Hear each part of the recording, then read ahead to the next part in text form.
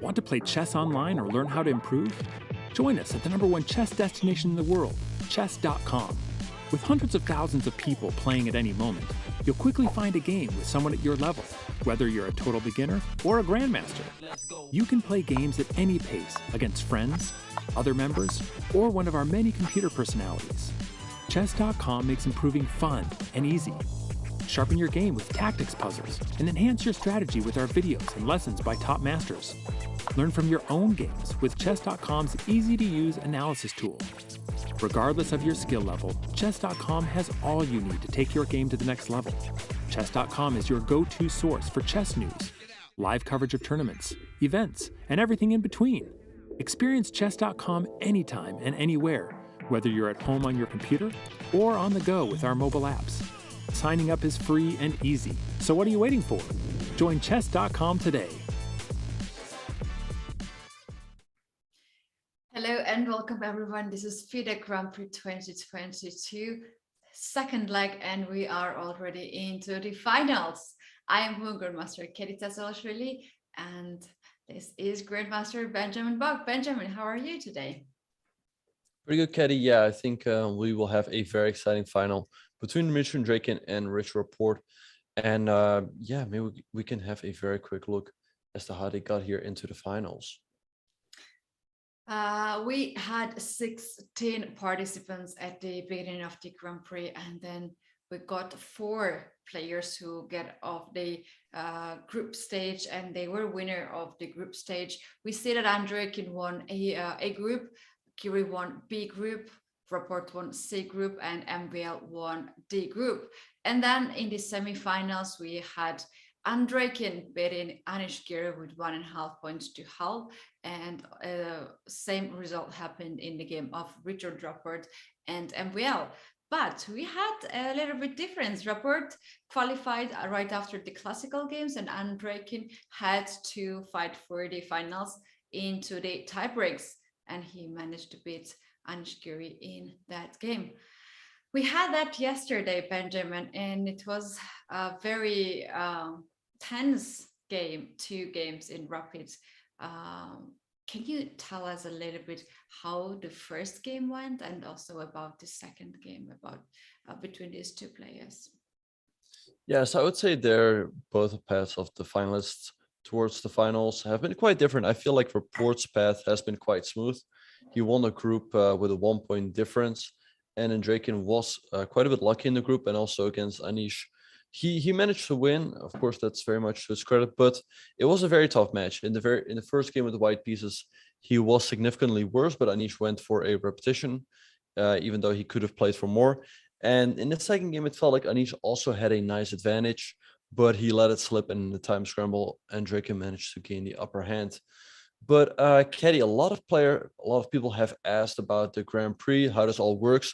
Can you explain a little bit about the format? We do have 3 tournaments at the Grand Prix Circle, and this is our second tournament. 1 tournament is ahead of us. It's going to happen in Berlin just a few days after the end of the second leg, and we have 16 players divided into 4 groups, and they are playing a double round robin tournament. And after all of this, only 1 player can qualify to the semifinals. And all this matters because in the end of the tournaments, the players will get the Grand Prix points. And Benjamin, how much Grand Prix points are already guaranteed for Andreikin and Rapport? Yeah, so as we can see here, the winner of each leg of the Grand Prix gets 13 points, and the runner-up gets 10. So they both of them already guarantee themselves 10 points. If you finish in the semifinals, you get 7 points. So that's how many points Anish Giri and MVL get. And yeah, Rich Rapport also made it to the semifinals in the first leg of the Grand Prix. So he has already secured himself of 17 points. I think if he wins this match, he more or less qualifies to the candidates. I don't really see anyone. I don't see 2 other players overtaking his score, maybe 1 other player. But if we have a very quick look at the standings here, we see that Hikaru Nakamura is currently still leading the standings of the FIDE Grand Prix. He won the first leg in Berlin. Levan Ronen is in second place because he came in second in Berlin. And then players like Anish, Linier, MVL, and Richard have 7 points as well. Vidit has 7 points too, but he played 2 legs, so he practically doesn't have any chances. So, Katie, what do you think of the players' chances? Everything gets even more complicated, Benjamin. In the third leg of the Grand Prix, 2 players, 2 top leaders of the Grand Prix, Hikaru Nakamura and Levon Aronian, are into the same group. So it means that one of these players will get at least 7 points, not the other. So this makes other participants to hope for the best, as out of these 2 absolute leader of the Grand Prix gonna face each other in the knockout stage. So things are getting really, really sharp also for the final leg. But here we have the finals at the second leg, and the winner will get 13 points and will join Hikaru Nakamura to lead the Grand Prix series. The moves. We're going to have the moves in a few minutes. Now we're going to take a very short break, and we'll be back right before the first move. So guys, don't forget to vote for the game, because the vote will end really soon. I will very quickly tell you how to do that. Just go to chess.com/events, navigate to the tournament, select the game, click vote, and guess the result. And don't forget that the voting ends after 10 moves, and the players are playing really fast, these 10 moves. And also, Benjamin, for more information, our viewers can go to go.chess.com/FIDE 2022 and find out all the details about the Grand Prix Circle. We're taking now a short break, and we'll be back right before the first move.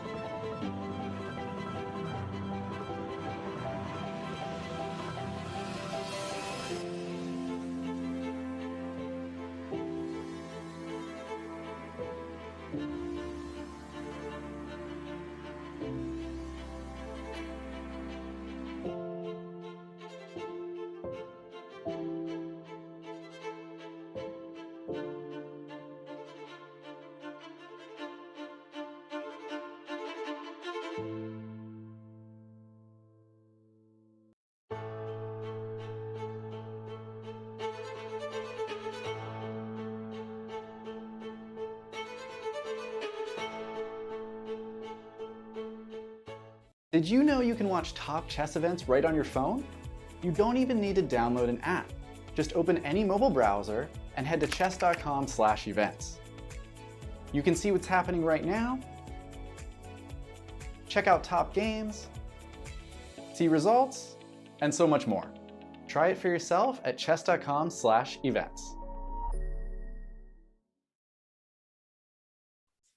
Welcome back, everyone. This is FIDE Grand Prix 2022 second leg and the finals between Dmitry Andreikin and Richard Rapport. And we have the first moves here, Benjamin. It was played e4 by Andreikin. Richard responded with e5, and we have also knights jumping on a file, both developed. And now it is Andreikin who is taking some time to go with the direction here, because White can choose several openings here, which are completely different from each other, right? So what are the options for Dmitry? Yeah, so he's probably choosing between moves here. Knight c5 has always been the main move, but we saw a lot of games in the group stage follow it up with move d4. Knight c3 is also an option, but this generally becomes quite this is not that dangerous for black. So I expect him to take on e5 and then for the game to proceed into a normal pattern. But yeah, we'll see what he is going to do here. Yes, and we do have standard time control in this game. Unlike yesterday's tiebreak, we do have 90 minutes for the start of the game for 40 moves. And the players are having 30 seconds of increment for each move. And after 40 moves, they will get 30 minutes of increment on the clock. So this is a time control. We're back to the classical chess, and now players have to switch back to the normal classical time control. Andreikin has to, Richard Rapport never actually went to the tie breaks so far. And Benjamin, at the interview, he said that he's so lucky in the game against MVL, the second game where he made a draw and qualified to the finals, that he will even considers to try the lottery. Maybe he plans to win some millions. I don't know. Well, I mean, he got lucky against MVL, but he also created his own luck, right? I mean, he found every last resource in a position. So, and it was not easy at all for MVL. I mean, we were analyzing here, trying to figure out the win, but it did not seem clear to us. And when you're sitting there calculating and your time is ticking, it's of course not any easier. And we actually have the 4 knights on the board. So I'm curious to see what Andreikin will do. Is he going to go for d4 to scotch 4 knights, or bishop b5? In either case, black generally doesn't face any problems here. So I guess that's the answer to our question. I guess Richard cannot be too unhappy. I feel like the main lines in the Petrov are a bit more challenging. Mm-hmm. What do you think? What can be the strategy of the players? Which of these players would like to go to the tie breaks where they have shorter time control? Or they both really wish this to end right here tomorrow in the classical chess? No more tie breaks. Thank you very much. What do you think? Which player would like to go there? I mean, maybe Andreikin doesn't mind a tiebreak because he beat Anish Giri. As we said before, he's always been an expert in the tiebreaks. We said this many times in the World Cup in 2013. He made it all the way to the finals. I think he maybe only won 1 match in the classical portion, but all of the other 5, I think, yeah, you need to win 5. Yeah, all of the other 5 matches, he did win them in the tiebreaks. I remember in the 2015 World Cup, he beat Vladimir Kramnik in Rapid. So he's always been a big expert. So maybe he just wants to play it very solid, and if the games end in 2 draws, then he feels good about his chances in the Rapid.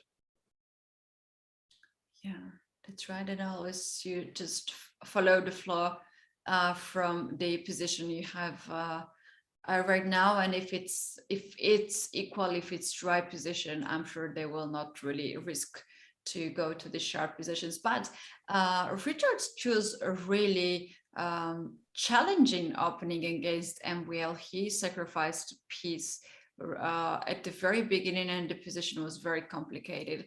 And both players knew if MVL could find the correct way how to play, then White would have better position, and Richard Rapport risked to go to worse position, but to put MVL into this situation when he has to figure out too many lines there. That was his strategy back then. Do you think he will change this strategy and he will go more easy today against Andreikin? Yeah, I think he'll play more solid. I was very surprised by the way Richard played against MVL. You would expect him to play something like the Petrov as he does today in a game where a draw is enough. You wouldn't expect him to play something so risky because the computer was giving White a +1 advantage. Of course, during the game, it's very difficult to figure out. But I feel like if MVL had prepared that line, then he would have had good chances to get an advantage. So Richard took quite some considerable risks, but in the end, it paid off. So I guess today he will play more traditionally. So the main move for Black here is the move pawn on d5.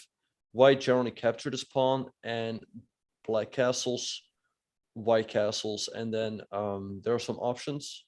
Like let's say take on d5, Black castles, White castles. Black can just recapture the pawn on d5, but there's also the move bishop to g4. But in either case, Black needs to be a little bit surprised, and White always has some small chances for an advantage. Right. Can you please explain our viewers and also myself what about these double pawns that Black is having here? Is it weak double pawns, or they are now double pawns, but soon there will be it will be traded? Right, so Black is having some pressure on the center, so this trade is likely gonna take place. White usually takes here, Black recaptures, or like we said, he can also castle. I mean, taking on c6 for White is extremely risky, so White generally just castles, and here Black is an option. Like taking on d5 leads to very slow play. White generally goes with moves like queen f3, h3, and then bishop g5, or bishop f4, puts rook on e1, the other rook usually on d1. With a very quiet position, White hopes to get a very small advantage. But actually, as we speak, Andreikin has already played another move. He has played the move bishop to d2, which is another line. But this usually arises on the board if Black castles and White castles and then bishop d2. Just to show it real quick. Let's say Black castle, we castle as well. Black can take on c3, and actually castles has already appeared on the board. But I always thought this line is slightly okay, king of one is a transmission error, and he has already castled. Yeah, happens. The errors. Yeah, the pieces usually have a small device on the bottom, and sometimes it just not connects with the board. That's why we have this kind of errors. But luckily it is fixed very fast by the arbiters, or sometimes even by the players. So we're getting the correct moves. Yeah, so I'm very curious to see as to what Richard will do here. I think in the game between Sergei Karyakin and Vidit at the recent Tata Steel Masters, Vidit took on c3, bishop c3 happened. I think Black took on e4, and I think Vidit considered this line to be the cleanest equalizer, and actually bishop c3 is already on the board. So White is going to take, let's say take with the pawn. White takes, bishop c4, queen takes b2 is the main line. I think White goes bishop takes c6, and I think Black played rook to b8, rook b1, takes, and around here Vidit offered a draw, which was declined because White's still a little bit better. Black should be able to hold here, but you still have to make a couple more moves, right? I mean, White holds the open b file, so can maybe try to enter at some point, or rook b3 to a3. And Sergei actually managed to win that game. So let's see what Rapport will do in case Dmitry recaptures. Yeah, now after bishop takes a c3, bishop takes c3 seems to be the only option for White, right? We don't want to take this bishop by the pawn because it takes e4, then wins the pawn. So do you think this might lead us to the end game? Because all these moves seems to me to be forced, like after bishop c3, d takes c4 and bishop f6. All of this goes into the end game, which we just saw it on the screen. Yeah, so so black can take with the pawn, which has already appeared on the board. So now white's gonna take here, I guess. And yeah, the question is whether Richard knows his line. I think if Richard knows all of this, he might be able to equalize quite comfortably, and then he gets an annoying black game out of the way and try to push with the white pieces. So let's see, white can take an f6. White can also decide to move the bishop, but even though white is compensation, right, with the two bishops, I feel like black should be doing fine. I mean, he has an extra pawn. Yeah, if bishop moves away, you can trade the queens and play bishop g4 right away, and then rook to d8 or rook to b8, try for to fight for the open file. I'm sure white doesn't want to do that. Indeed. So I expect Andreikin to take on f6. So let's have a look. So let's say white takes here, black recaptures, white takes here, queen takes b2. I guess white has to take here, because if you go rook b1, black goes queen to c3, defends this pawn, and it should be fine. And actually all of that is on the board. So bishop takes f6, queen, oh, bishop b5, that's okay, bishop takes f6, queen takes f6, bishop e5. So how exactly did this game between Sergei Kryakin and Vidit go? I'm curious.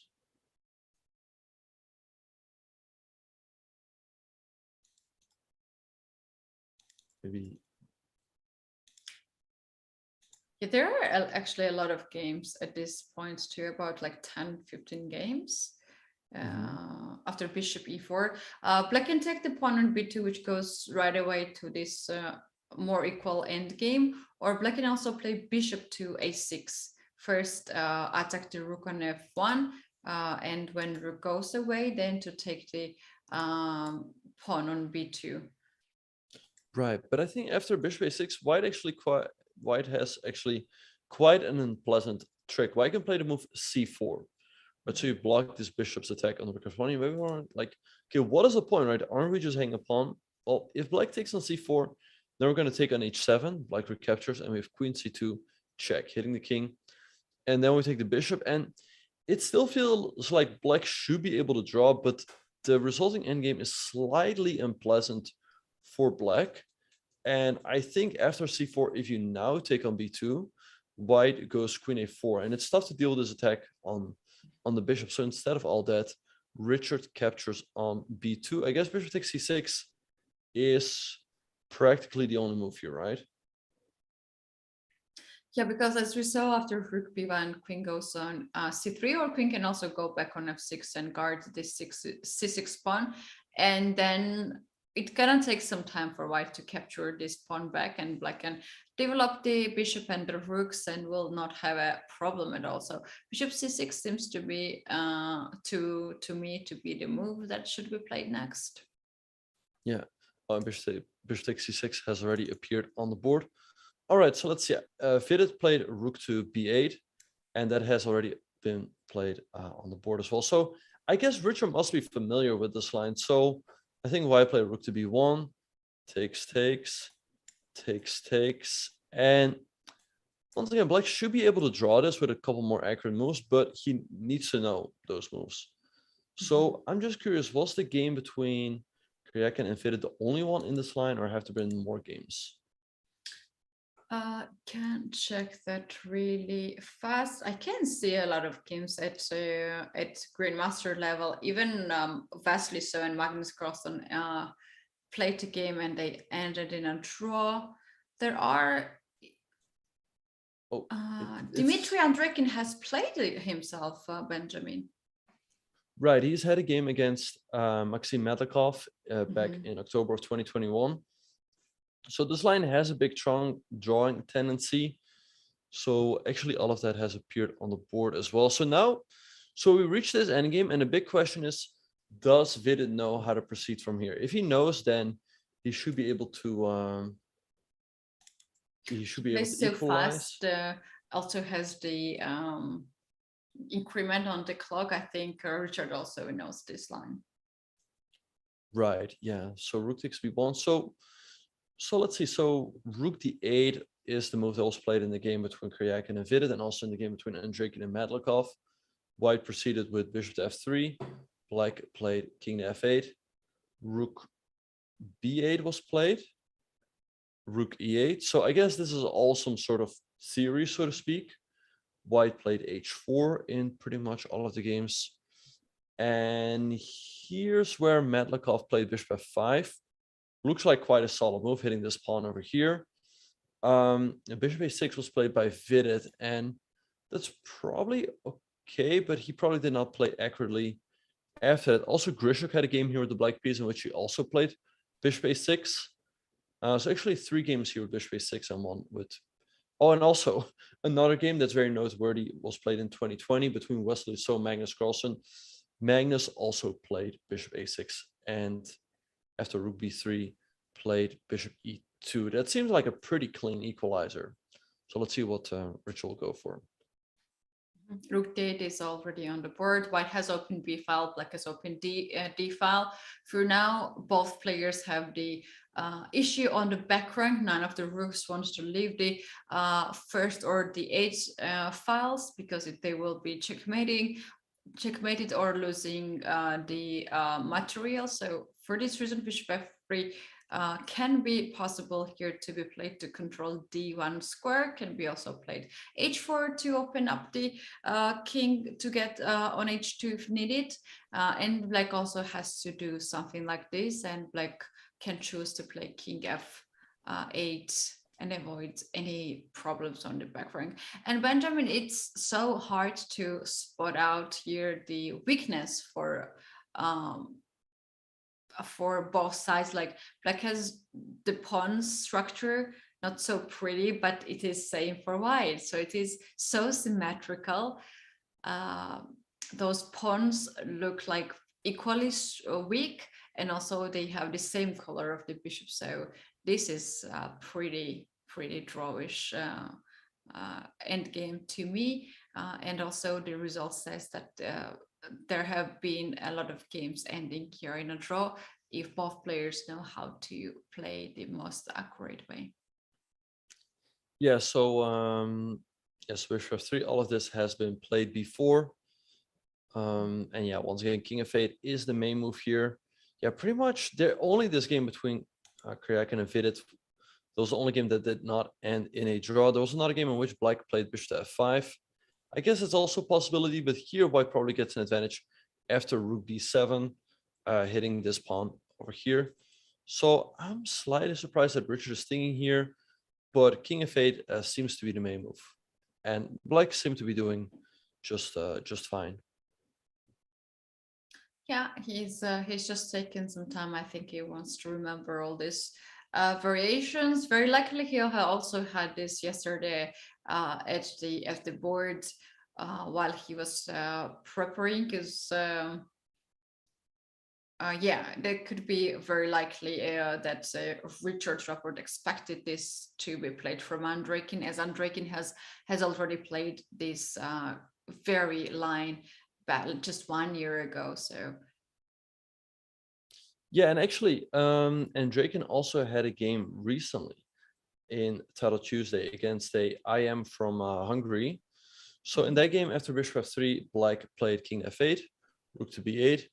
The main move here for black is rook e8. Once again, black wants to defend his rook on e8. Also, now the rook can enter white's position. And in that game, Andreikin played h3. So maybe he considers h3 to be a slight improvement over h4. H3 was actually a novelty in that game. So let's see. So black played bishop to a6. He played rook to b4, and black played rook to e5. White played rook a4, hitting the bishop, and then bishop e2 by black. And black seems to be doing completely fine here, because let's say you take this pawn on a7, black is going to trade on f3, and goes rook c5. You cannot defend this pawn over here, so it's just going to be an immediate draw. And if you capture on e2, then black's going to recapture, and if rook c4, you can always go, let's say, check, and then rook a1, and then let's say white goes here, then you go rook c1, and in either case, it's very likely that the A for the C pawn is going to get traded. Yeah, and it's not too much to avoid all of this if bishops are off the board. So Black's main idea here seems to be bishop e2, very strong, powerful move. If Richard Rapport recalls this idea and he remembers this idea to trade the bishop in this way, it seems like he will not have any problem. However, we still have this position. King is not on f8, and Richard is taking his time, and he already spent about 4 minutes. Yeah. Yeah, so maybe he did not look at this for this game exactly. So then he needs to be a little bit careful, because the position can be a little bit tricky. As we saw, FIDE lost that game in Vaikanze. So just to go back real quick, you guys. So king in the game between Andreikin, rook e8, h3, bishop a6, rook b4, rook e5. Actually, after the move bishop b2, he played the move bishop a8, which looks a little bit odd. Because, okay, this pawn is under attack, but now Black can just defend it with the move a5. And I would think if anyone's better, it's probably Black with rook c5 to come. So I'm very curious to see as to what Andreikin will do to at least try to win this game. But yeah, it's not going to be easy at all. I wonder what Richard exactly is thinking about, whether he knows the move king f8 or is just trying to remember everything, or what exactly is going through his head. Yeah, it would be a big surprise if Andreikin found any improvement in this position and he comes with some novelty in the end game. And keeps even slightly better position. You know, if you get slightly better position, then you can try to outplay your opponent. But hard part is to get any advantage from the opening. And we're now so far from the opening. We jumped all over the middle game right away to the end game, and we have the last 2 pieces on the board, and the position looks quite symmetrical. Indeed, yeah. So yeah, this try by Andreikin isn't too dangerous, but he knows that, okay, he's got no risk. Richard does need to be a little bit careful, because if he's not, then he will end up he might have to suffer for quite a bit.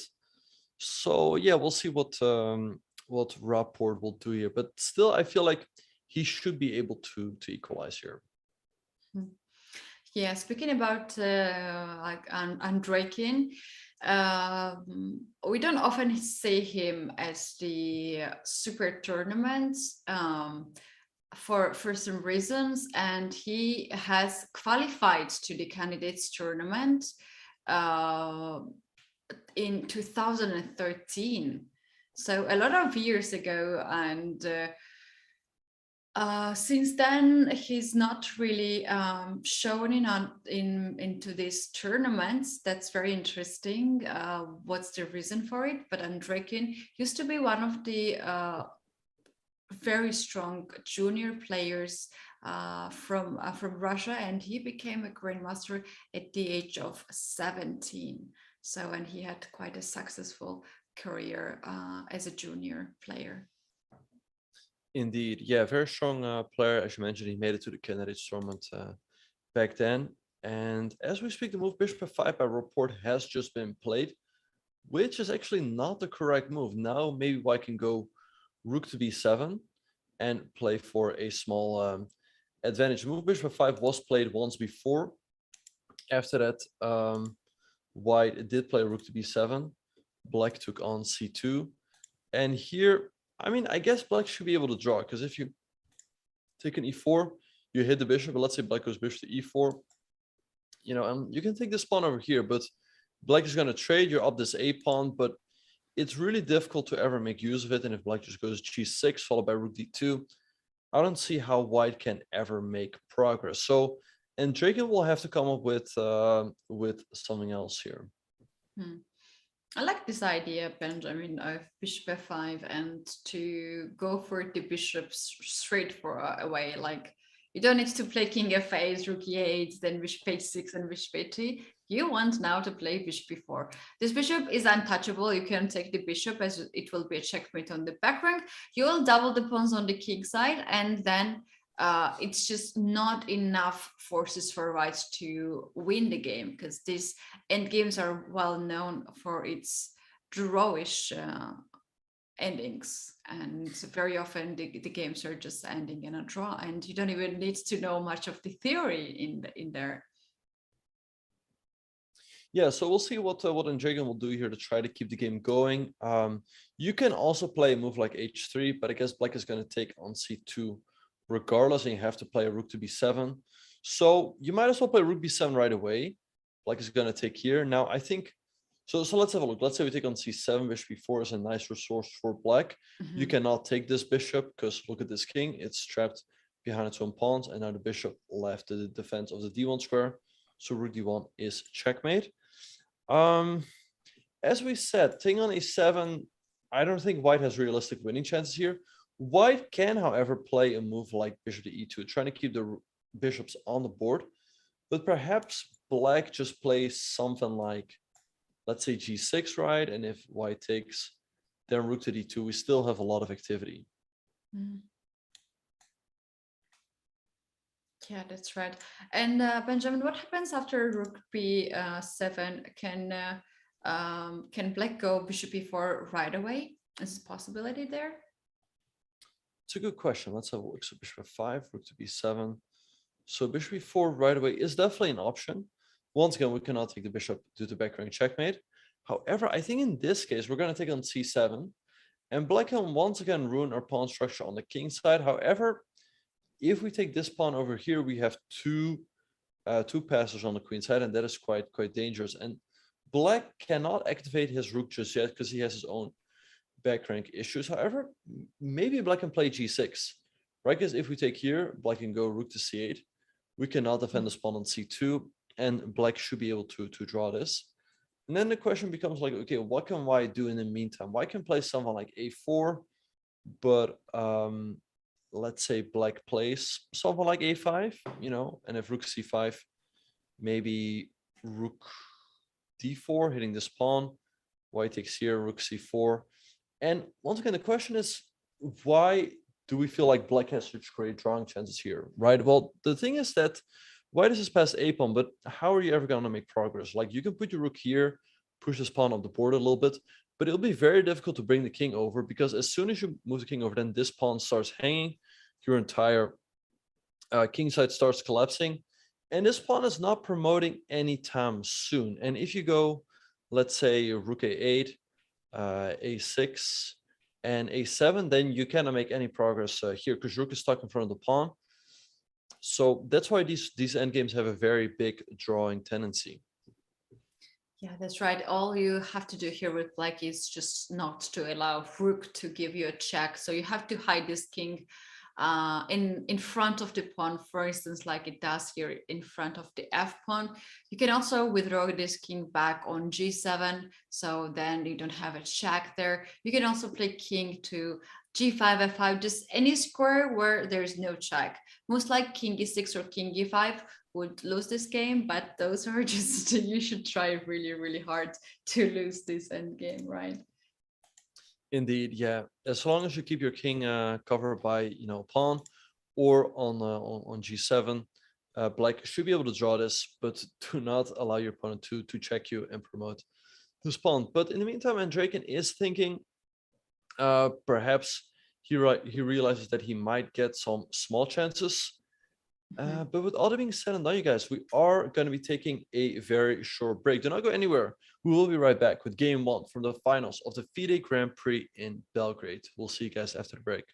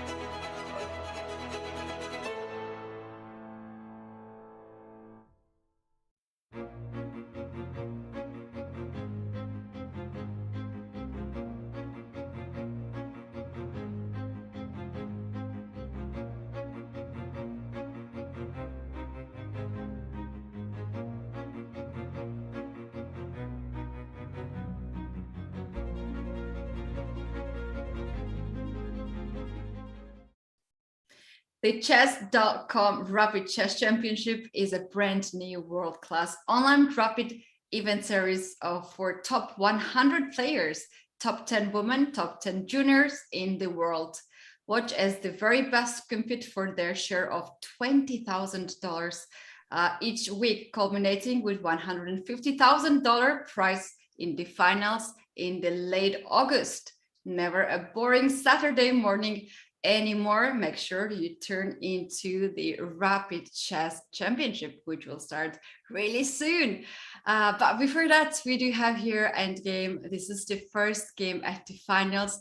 Dmitry, Andreikin and Richard Rapport made a magic to get in here, and they truly deserve to be in the finals. They're fighting now for the prize and also for the mostly Grand Prix points. Before we go to the game, we don't have much of the updates. Benjamin, let's very quickly take a look. What is the prize fund and what they are fighting for, and take a look how much the winner gets and how much the runner-up will get. Yeah, so the winner of each leg of the FIDE Grand Prix gets 24,000 euros and the runner-up gets 18,000 euros. So they've already secured themselves a nice paycheck, and this match is worth 6,000 euros. The semifinalists, of course, we feel bad for Maxime Vasilograf and Andreikin, but they collect 12,000 euros. So, and as we see, there's also prizes for the players in the group. So there's plenty to play for in every game. That is right, and all the participants of the Grand Prix will get the money prize, as even last place will get 5,000 euros, and especially when those players have to play 2 tournaments, that indeed can be nice money, but they have to fight a lot. They are playing hours and hours every day, and the positions are quite tense. They can be also very emotionally very hard to play and be in this competition, Benjamin. But these 2 players are quite experienced, and for now, as we can see, they have already achieved to get to the end games. They're trying to be very solid, as it's the final already. And Benjamin, they both know that if they lose their first game, then it will be really tough to make it out in the second game. So for this reason, we have here this end game where very likely it might end in a draw in some moves or after long play, but none of the sides really have too much to fight here. Yeah, so the both sides playing extremely solid. We saw Richard opening up with the Petrov, and then Andreikin playing the Scotch for Knights, which also isn't the most dangerous opening. So let's see what Andreikin can do here. So there was a game in which White played h3. Black drew the game quite comfortably. White can also take on c7, which is what we expect, and then Black has to find the accurate move bishop to e4. Now, you cannot take this bishop once again due to backrange checkmate. And I feel like if this endgame comes on the board, Black should be drawing here quite comfortably. Let's say with g6, rook d2, and king g7. So I think maybe one try White has is to go bishop e2 and try to play this one with the bishops on the board. However, Black, I guess, can just play g6, as we discussed really briefly. And if White takes then rook d2, because you don't have a good way of dealing with this threat on the bishop. Like, let's say you go bishop f1, then rook d1 is going to be annoying. Bishop d3 is now a threat. Let's say you go king f1, then Black has bishop takes g2. And if you take, then Black takes here. So what White could do is maybe try something like f3, try to keep the bishops on the board, but Black wants to exchange these bishops. White can trade and now take, but I guess Black just goes something like rook to d2, cuts the king on the first rank, and I guess White should not be able to make progress here.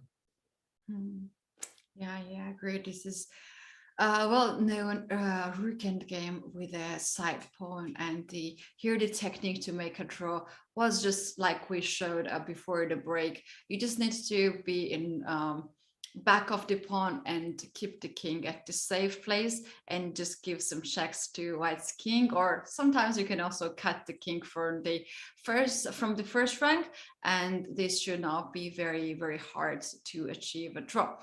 Benjamin, we can see right now, it's just below your image, the some statistics of these two players head-to-head, how many games they have played and which time control and what's the score.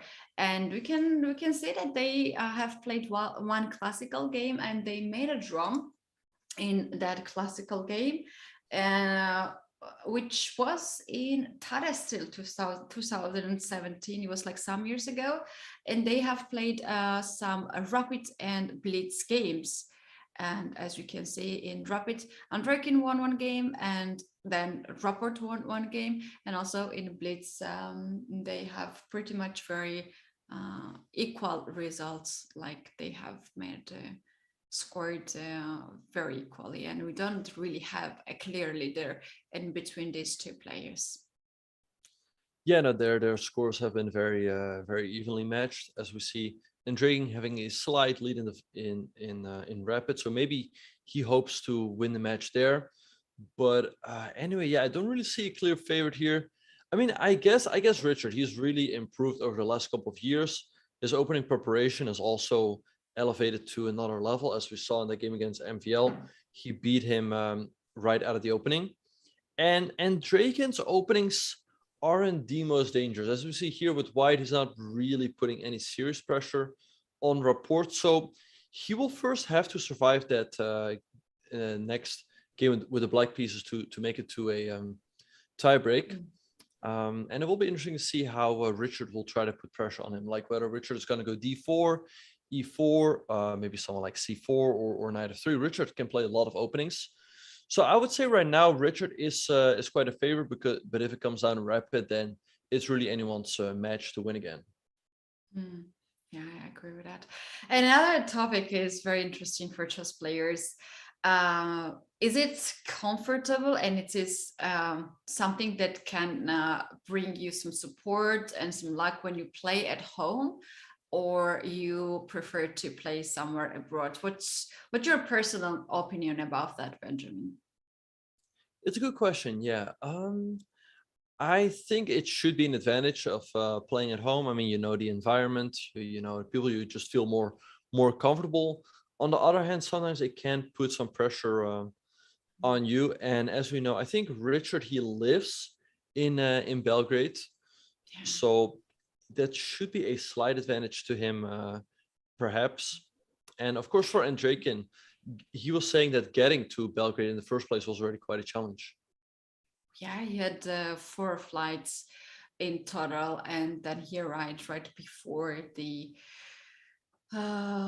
opening ceremony. And this is not, of course, the great scenario for chess players. We know that the players are going some days before to adjust the weather, adjust the the country, adjust the time zone and everything, food, and there are a lot of details about that.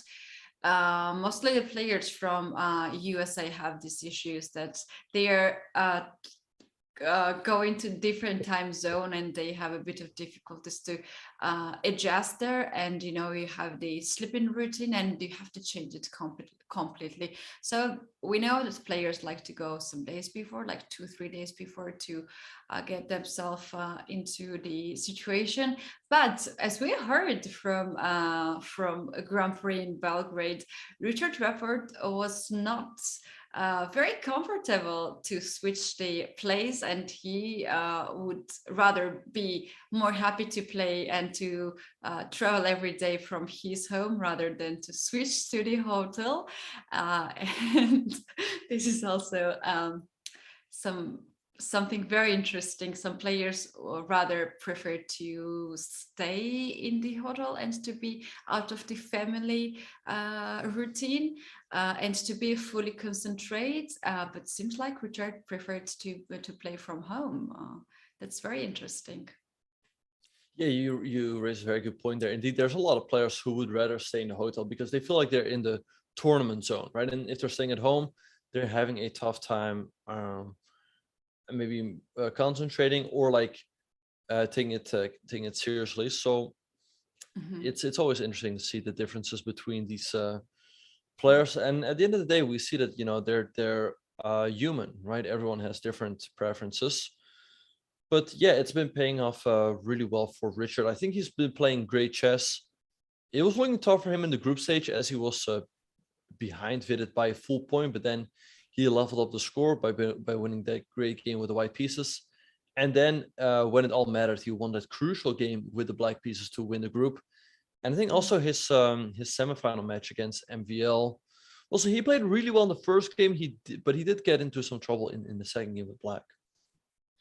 Yeah, that's right. And it's absolutely the opposite of the first leg he played in Berlin. He was struggling big time there to get out from the group stage as well.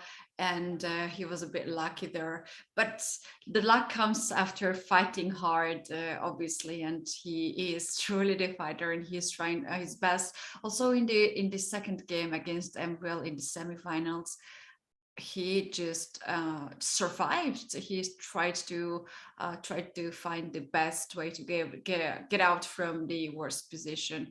So yeah, we do have these two players who truly deserve to be here. And now this is a bit weird that we have no pieces on the board, but they have 1 hour and 20 minutes on the clock. Usually this is the end game and they are struggling on time, like having 1 or 2 minutes. But today is an exception and we have plenty of time on the clock as well. Yeah, we just have to wait for more moves to come in. Once again, to make it a bit more clear, bishop takes c2 is the last move that has been played. So yeah, white has a lot of options. You can take an a7, you can take here, but there's a funny trick. If you take on c7, so we mentioned many times how we want to trade the bishops, right? So then a move like bishop d1 also looks like a good move, right? But here white has the very tricky bishop d5. And if you take this bishop, then black gets back rank checkmated. And black doesn't have a good defense of the f7 pawn. So this would be quite a serious mistake. And here white has great winning chances. But instead of that, black should play the move bishop e4 as we discussed. So I'm very curious to see. I mean, rook takes c7 is the obvious move. Rook takes a7 is an option as well. But I guess black once again goes bishop e4 and should be able to draw this. And then there's also moves like h3. So I don't know what Andreikin is going to come up with. The fact that he's taken a lot of time here is that he doesn't know the improvement, and from his previous game, he's trying to find it here over the board right now, or he's just maybe just considering the chances how the things can go if he goes to the moves that he played earlier, and it might end in a draw. So he's taken here some time, but I doubt that he's taking this time to calculate some crazy lines. Rather, he's just trying to find little details between the moves, if there is any. Right, and yeah, it's important to point out that, let's say, you know, white takes on c7, bishop d1, bishop d5. There is the move bishop h5, but now white is free to take this pawn on a7. And with this passive bishop and white's active bishop, white has great winning chances here. So yeah, let's see what he's calculating here. Perhaps he feels like maybe if he's accurate here, he can still create some chances. But if black, if he doesn't really come up with something critical here, black will make a comfortable draw. So I guess that's the main reason why he is thinking. But I don't think there really is anything in the position. However, I mean, I can understand why he's thinking. Because the move bishop f5 is not generally the main move for black, as we discussed. King f8 is generally what black does here.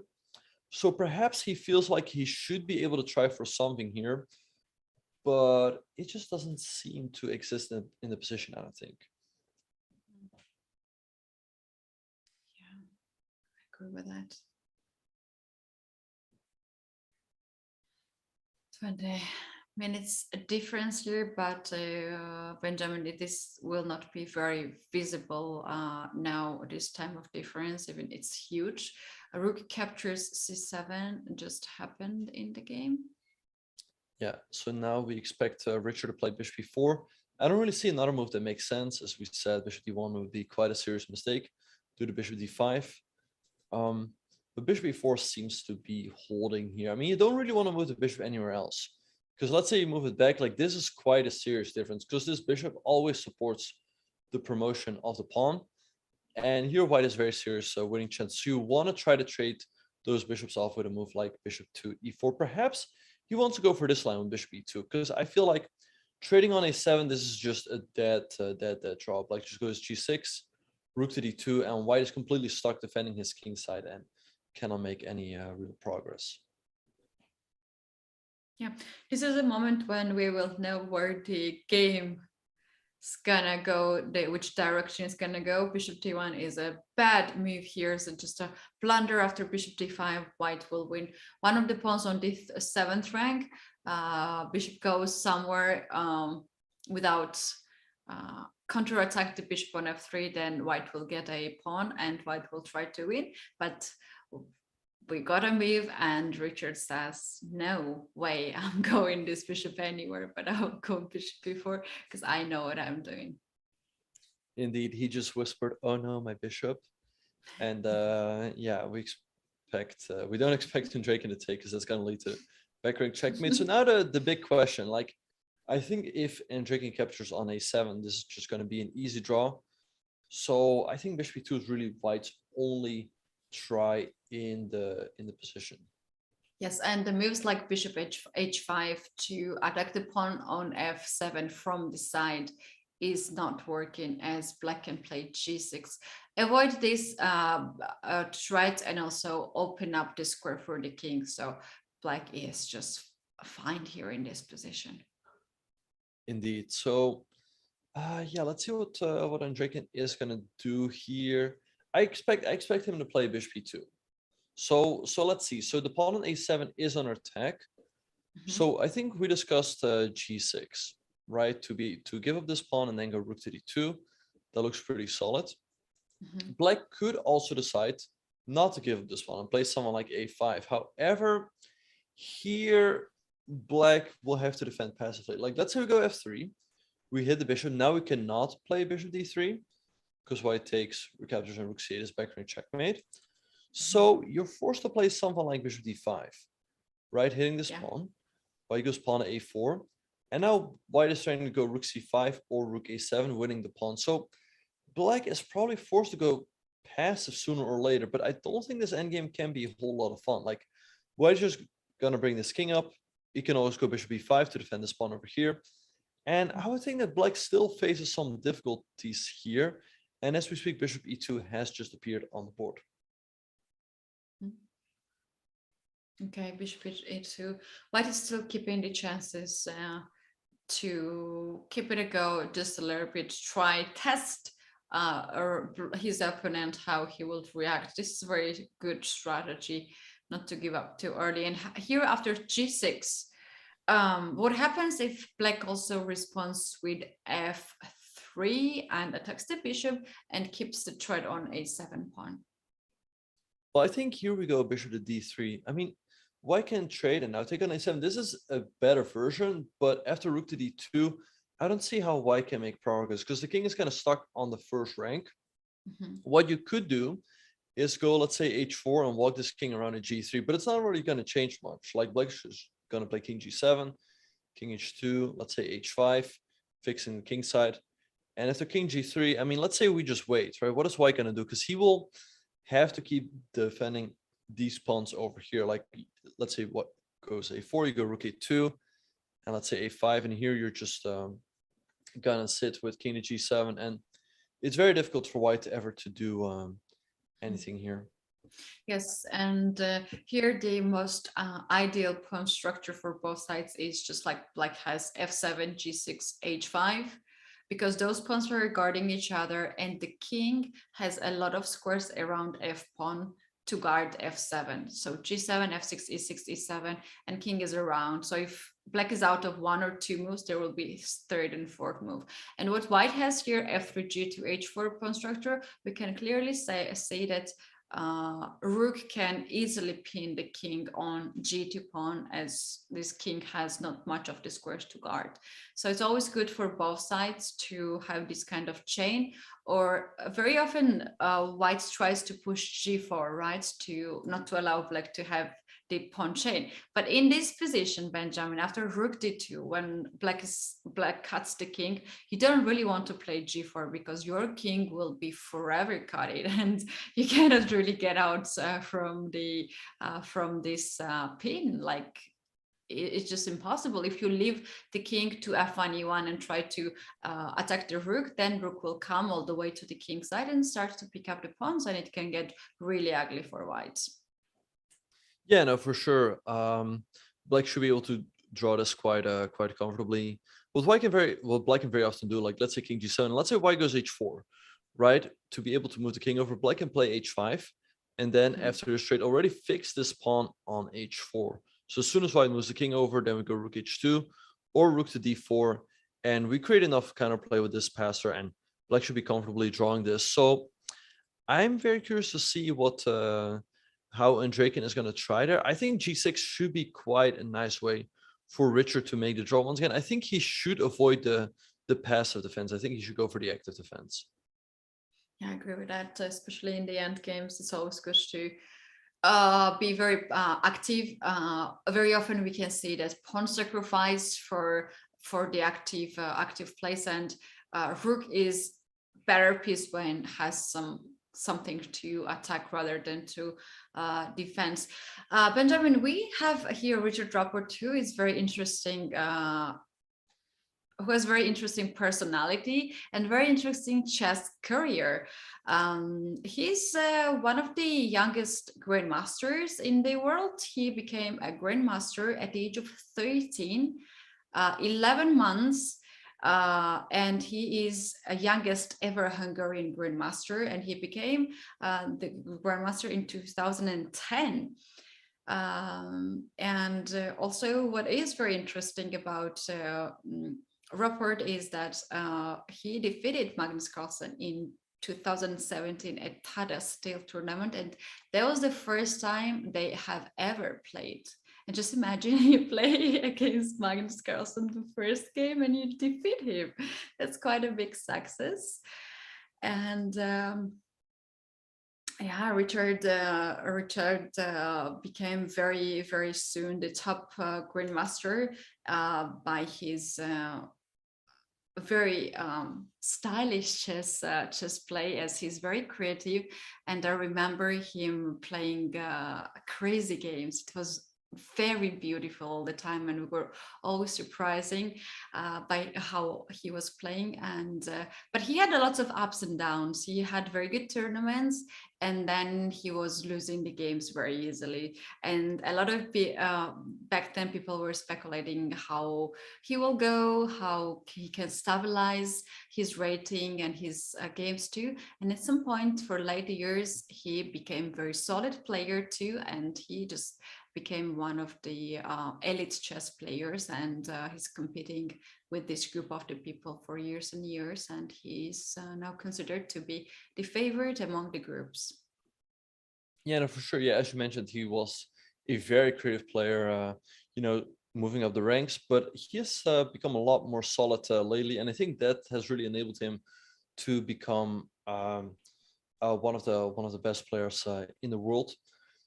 But yeah, he is being put to the test here. He will have to defend quite accurately, so we'll see how he will do that. Look at this. We say G6 and he's like, what? I'm going G5 here. I guess G5 is also a good defensive move, because I don't see how digital board error, because to me this G5 can be too aggressive. I think to me G5 looks fine as well. Probably with the same idea of G6. Perhaps he feels that the pawn is a little bit better on g5 because white cannot go for stuff like h4 that we showed earlier. So let's see what white could do. I mean, let's say white takes here, we go rook to d2, hitting the bishop.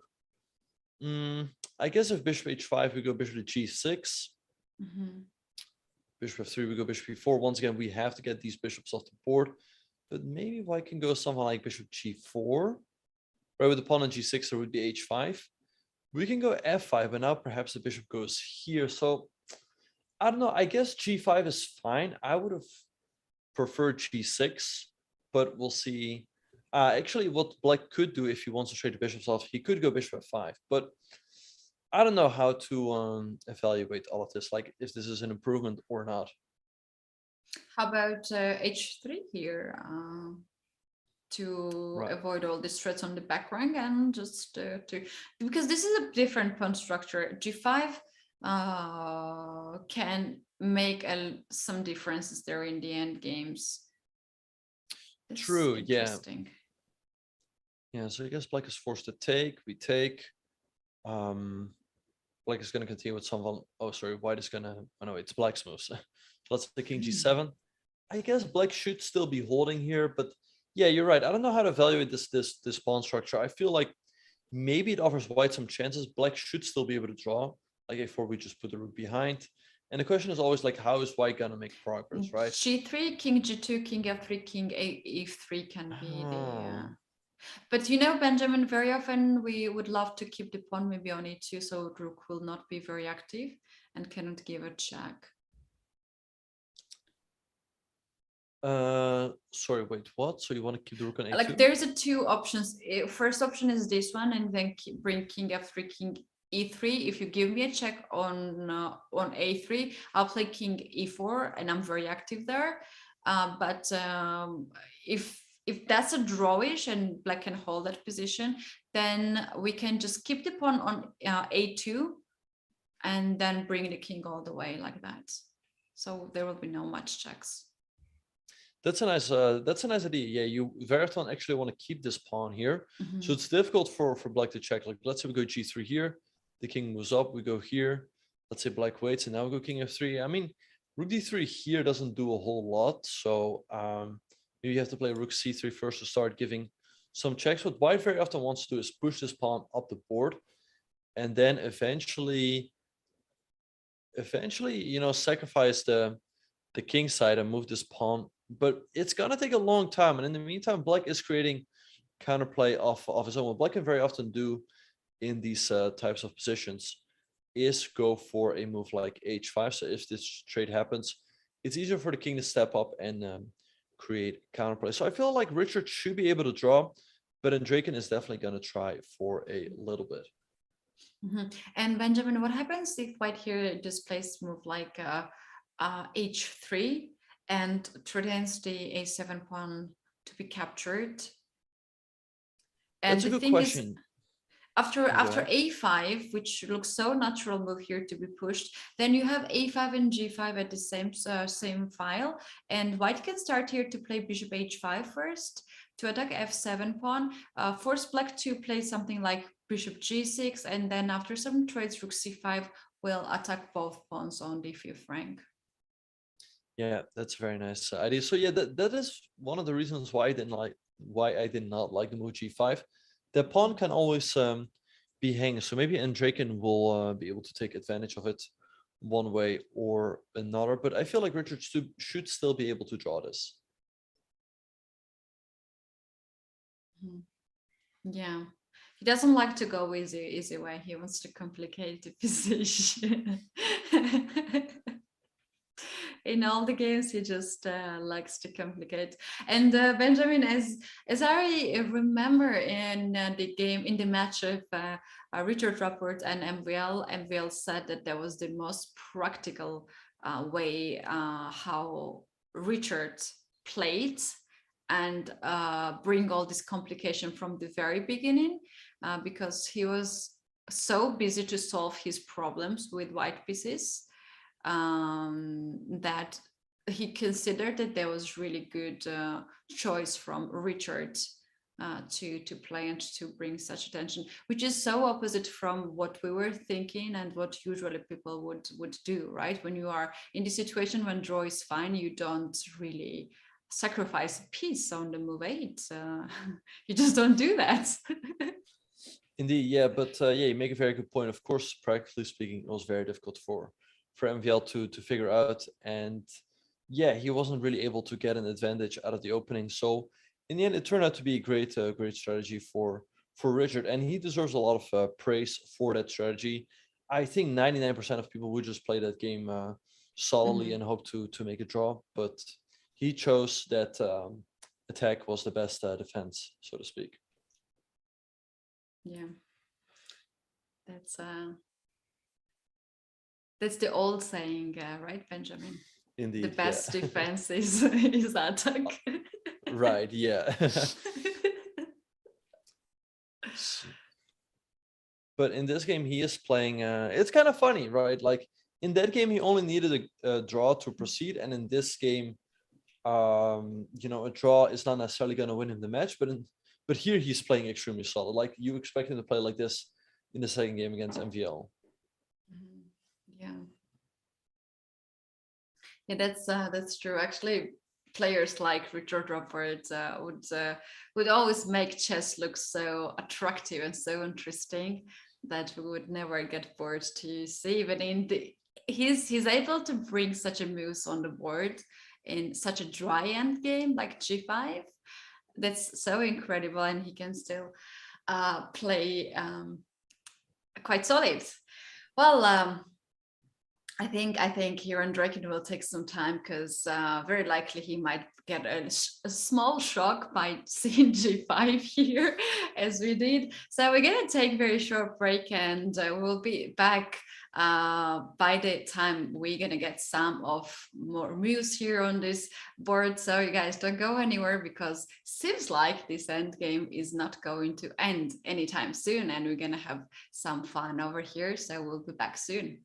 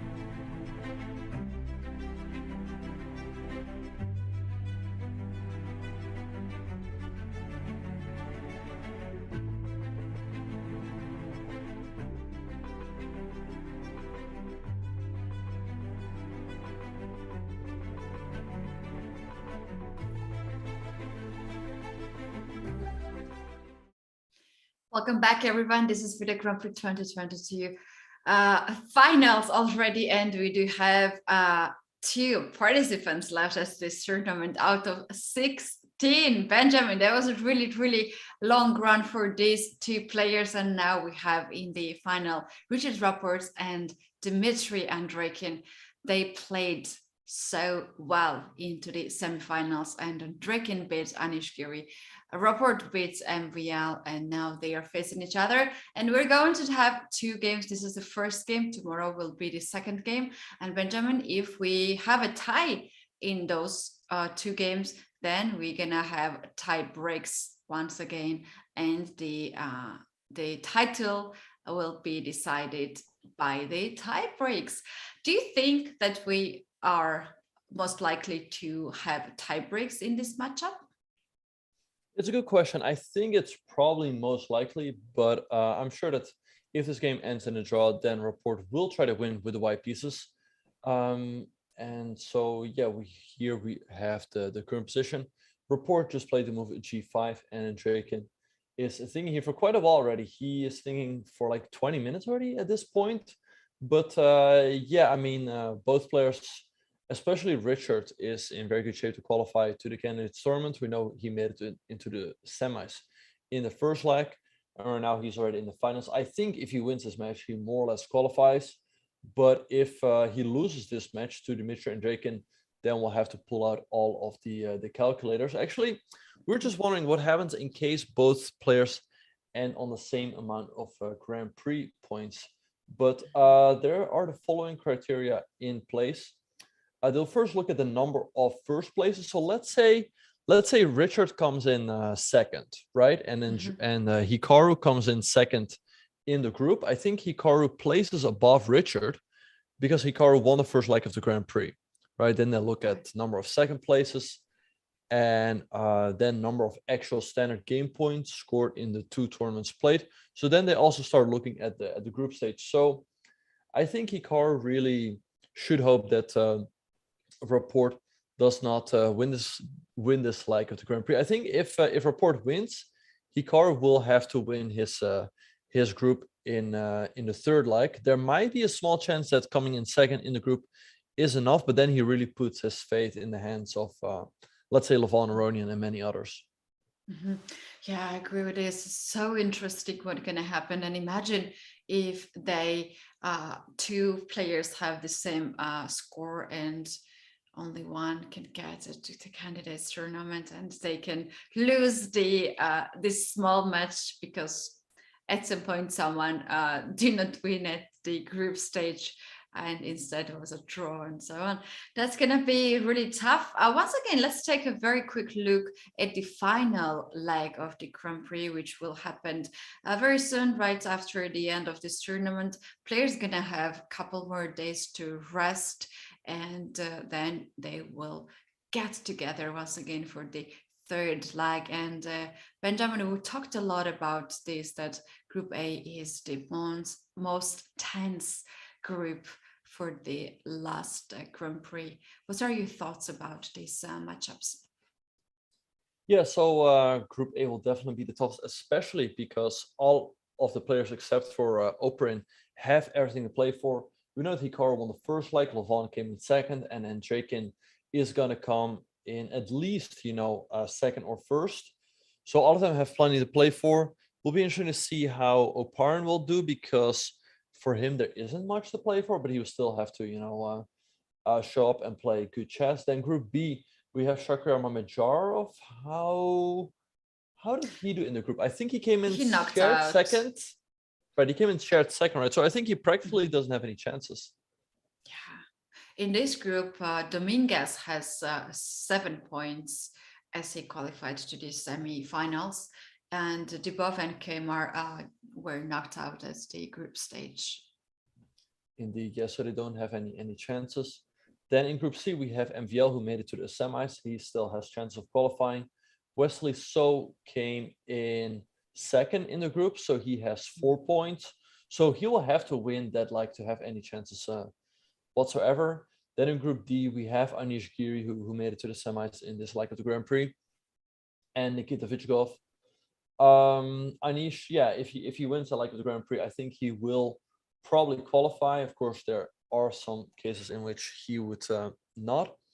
Nikita came in second in the group in Belgrade, so he will have to go all the way and win that leg. But I think for Yu Yangyi and Tabatabai, there are no mathematical chances.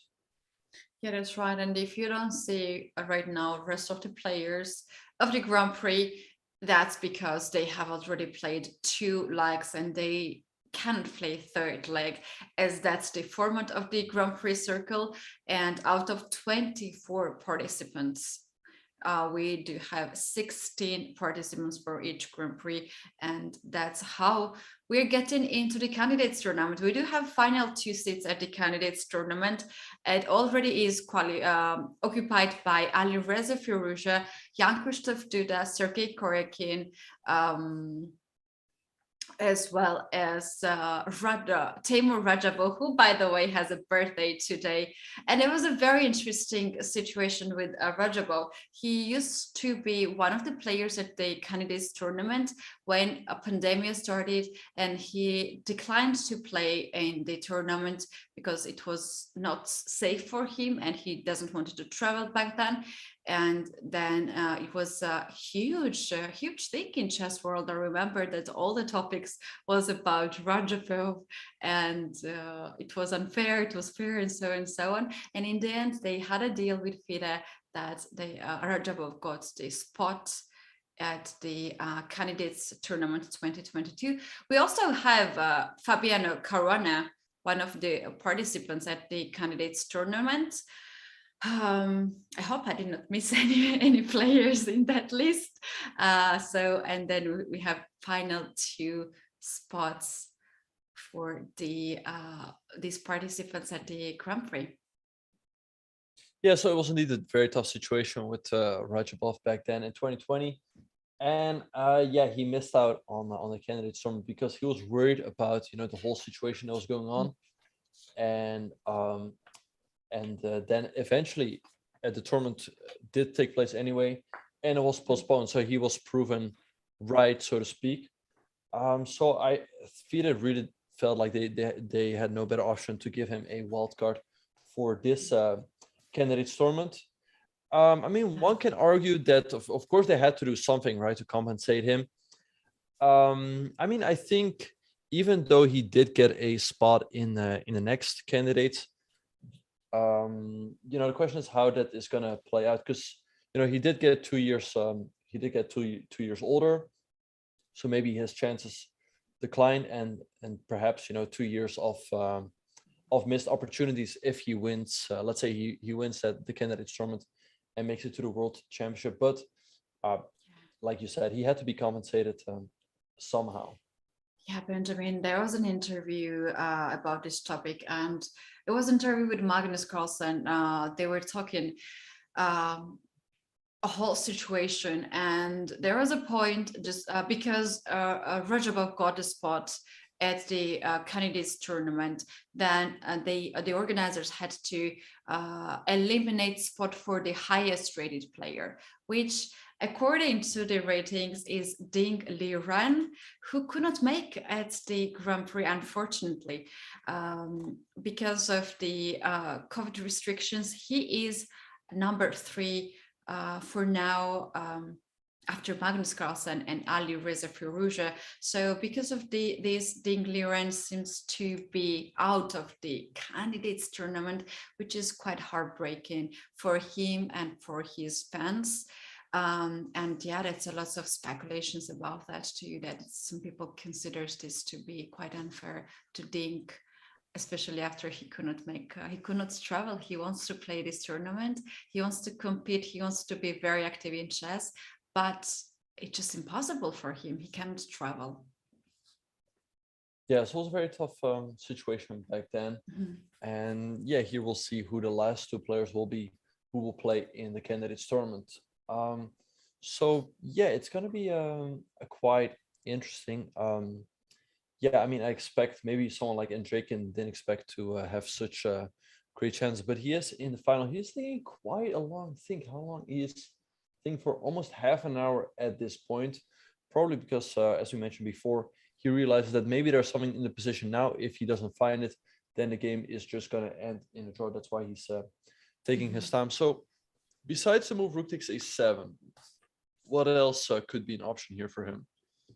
I think the option can be h3 to just not have any problems on the first rank, or it can be also f3 to attack the bishop right away and have king f2, king e3 rather fast here. I think those are the possibilities he's considering. There's also rook c5, very interesting move. You maybe want to play and start to annoy this pawn from that way. But yeah, for now, to me, it seems like h3, f3, and bishop h5 can also be a candidate move here. Right, yeah. So let's see, I guess if white goes f3, hitting the bishop will once again have to go to d3. White is forced to take, we take, white can take here. But I think once again, after rook d2, this might be an even better version than the one we saw before, because this pawn on g5 limits white's options, right? It always fixes, you know, the f4 and h4 square, so white cannot even put a pawn there. And here, I don't think there's really anything white can do. I mean, let's say you push this pawn, we just move the king up a little bit. If you push the pawn further, we put the rook behind. And once again, the king can never join the action because you will have to sacrifice too many pawns on the king side, so this should just be a draw. So f3 doesn't really pose any problems. Let's say you take here, then rook d2 is going to come, your bishop is under attack. Now, as we discussed, if you go bishop 1, then black goes rook to d1, threatening rook bishop d3, which should be a draw. And if you go king of 1, that allows bishop takes g2 check. Maybe this is the reason why he wanted to play g5, advancing that pawn already a little bit. And if you take black takes here, and once again, it's all a draw. I mean, I don't know. I mean, there are moves like bishop h5, black goes bishop g6, bishop f3, we go bishop b4. And yeah, I just don't. I mean, the one thing that I could see is maybe bishop g4 in this position, and f5, bishop h5 to try to keep the bishops on the board. But I feel like black should be fine here one way or another as well. Do you think if Andreikin drops his time down to 20 minutes, he will start to have some sort of struggle on the clock, or the position is so safe for him, he will not really find himself into the trouble? Well, I don't think he can ever end up in trouble, but a situation might arise where he will all of a sudden get a chance. And then if he has only a couple minutes on the clock, he might miss it. So he cannot be taking too much time here. He still has 20 more moves to make until the time control. 32 minutes is still, you know, quite a bit of time. But at this point, he is already spending half an hour. So he will have to move sooner or later. Yeah, he has to move. Otherwise, it's never fun to have time trouble in the game. And how many moves they have already played, Benjamin? Is it? It's moved 20. 20, yeah. Yeah. So it's moved 20. Right. So let's see what Andreikin will do here. Mm-hmm. Yeah. We can while we're waiting, bring some information how those players have been qualified to the candidates tournament and how they got already a spot there. The players which I mentioned earlier, I didn't mention Jan Nepomniachtchi, who is a runner-up and the challenger, used to be a challenger of the world champion Magnus Carlsen. We do have Alireza Firouzja and Fabiano Caruana from qualified to the candidates tournament from Grand Swiss. They had amazing performance at the Grand Swiss, especially Alireza Firouzja, who got a lot of rating points, and he became second-ranked chess player. And then we have Jan Christoph Duda, the winner of the World Cup 2021, and the runner-up Sergei Karyakin. And then we do have Timur Rajabov, that's the nominee of FIDE. So those are the 6 players, and that's exactly how we got those candidates at the Candidates Tournament 2022. This year, for the first time, there will be no highest rated participants. They made a change, and instead of that, they give a wild card to Rajabov. Yeah, indeed. It's of course a bit unfortunate that there is no rating spot, but it is what it is. I think all of the players who are in the candidates tournament are all very much deserving. Of course, there are others who miss out, but that's always the case, in sports. So, yeah, it just is what it is, I guess. Yes, and Benjamin, those players, why it is so important to get at the candidates tournament, because this is the only way you can fight for the world championship title and face Magnus Carlsen. Tell us honestly, have you dreamed for a world championship title? I mean, I think everyone when they're young dreams of becoming world champion. So for sure. But of course, the road to the world championship is very difficult, as we see here. I mean, many talented players might not make it, which just once again shows how difficult it is. But it is really, like, for anyone, just the pinnacle of chess, like a dream from childhood to play for that title. Yeah. So it must be huge to qualify for such a match against Magnus. Mm-hmm. Absolutely, and those young players who are just trying to race and trying so hard to compete, I'm sure they have only one goal: to be a world champion. So this is this group of people who we have here in the Grand Prix, these 24 players, and also other candidates already, and many more still have really good chances to fight for the world championship match. And Benjamin, it's a long way, and it's hours and hours of hard work to get in there. Yeah, and it's extremely difficult to get there, and then winning the candidates tournament is also another very tough step along the way.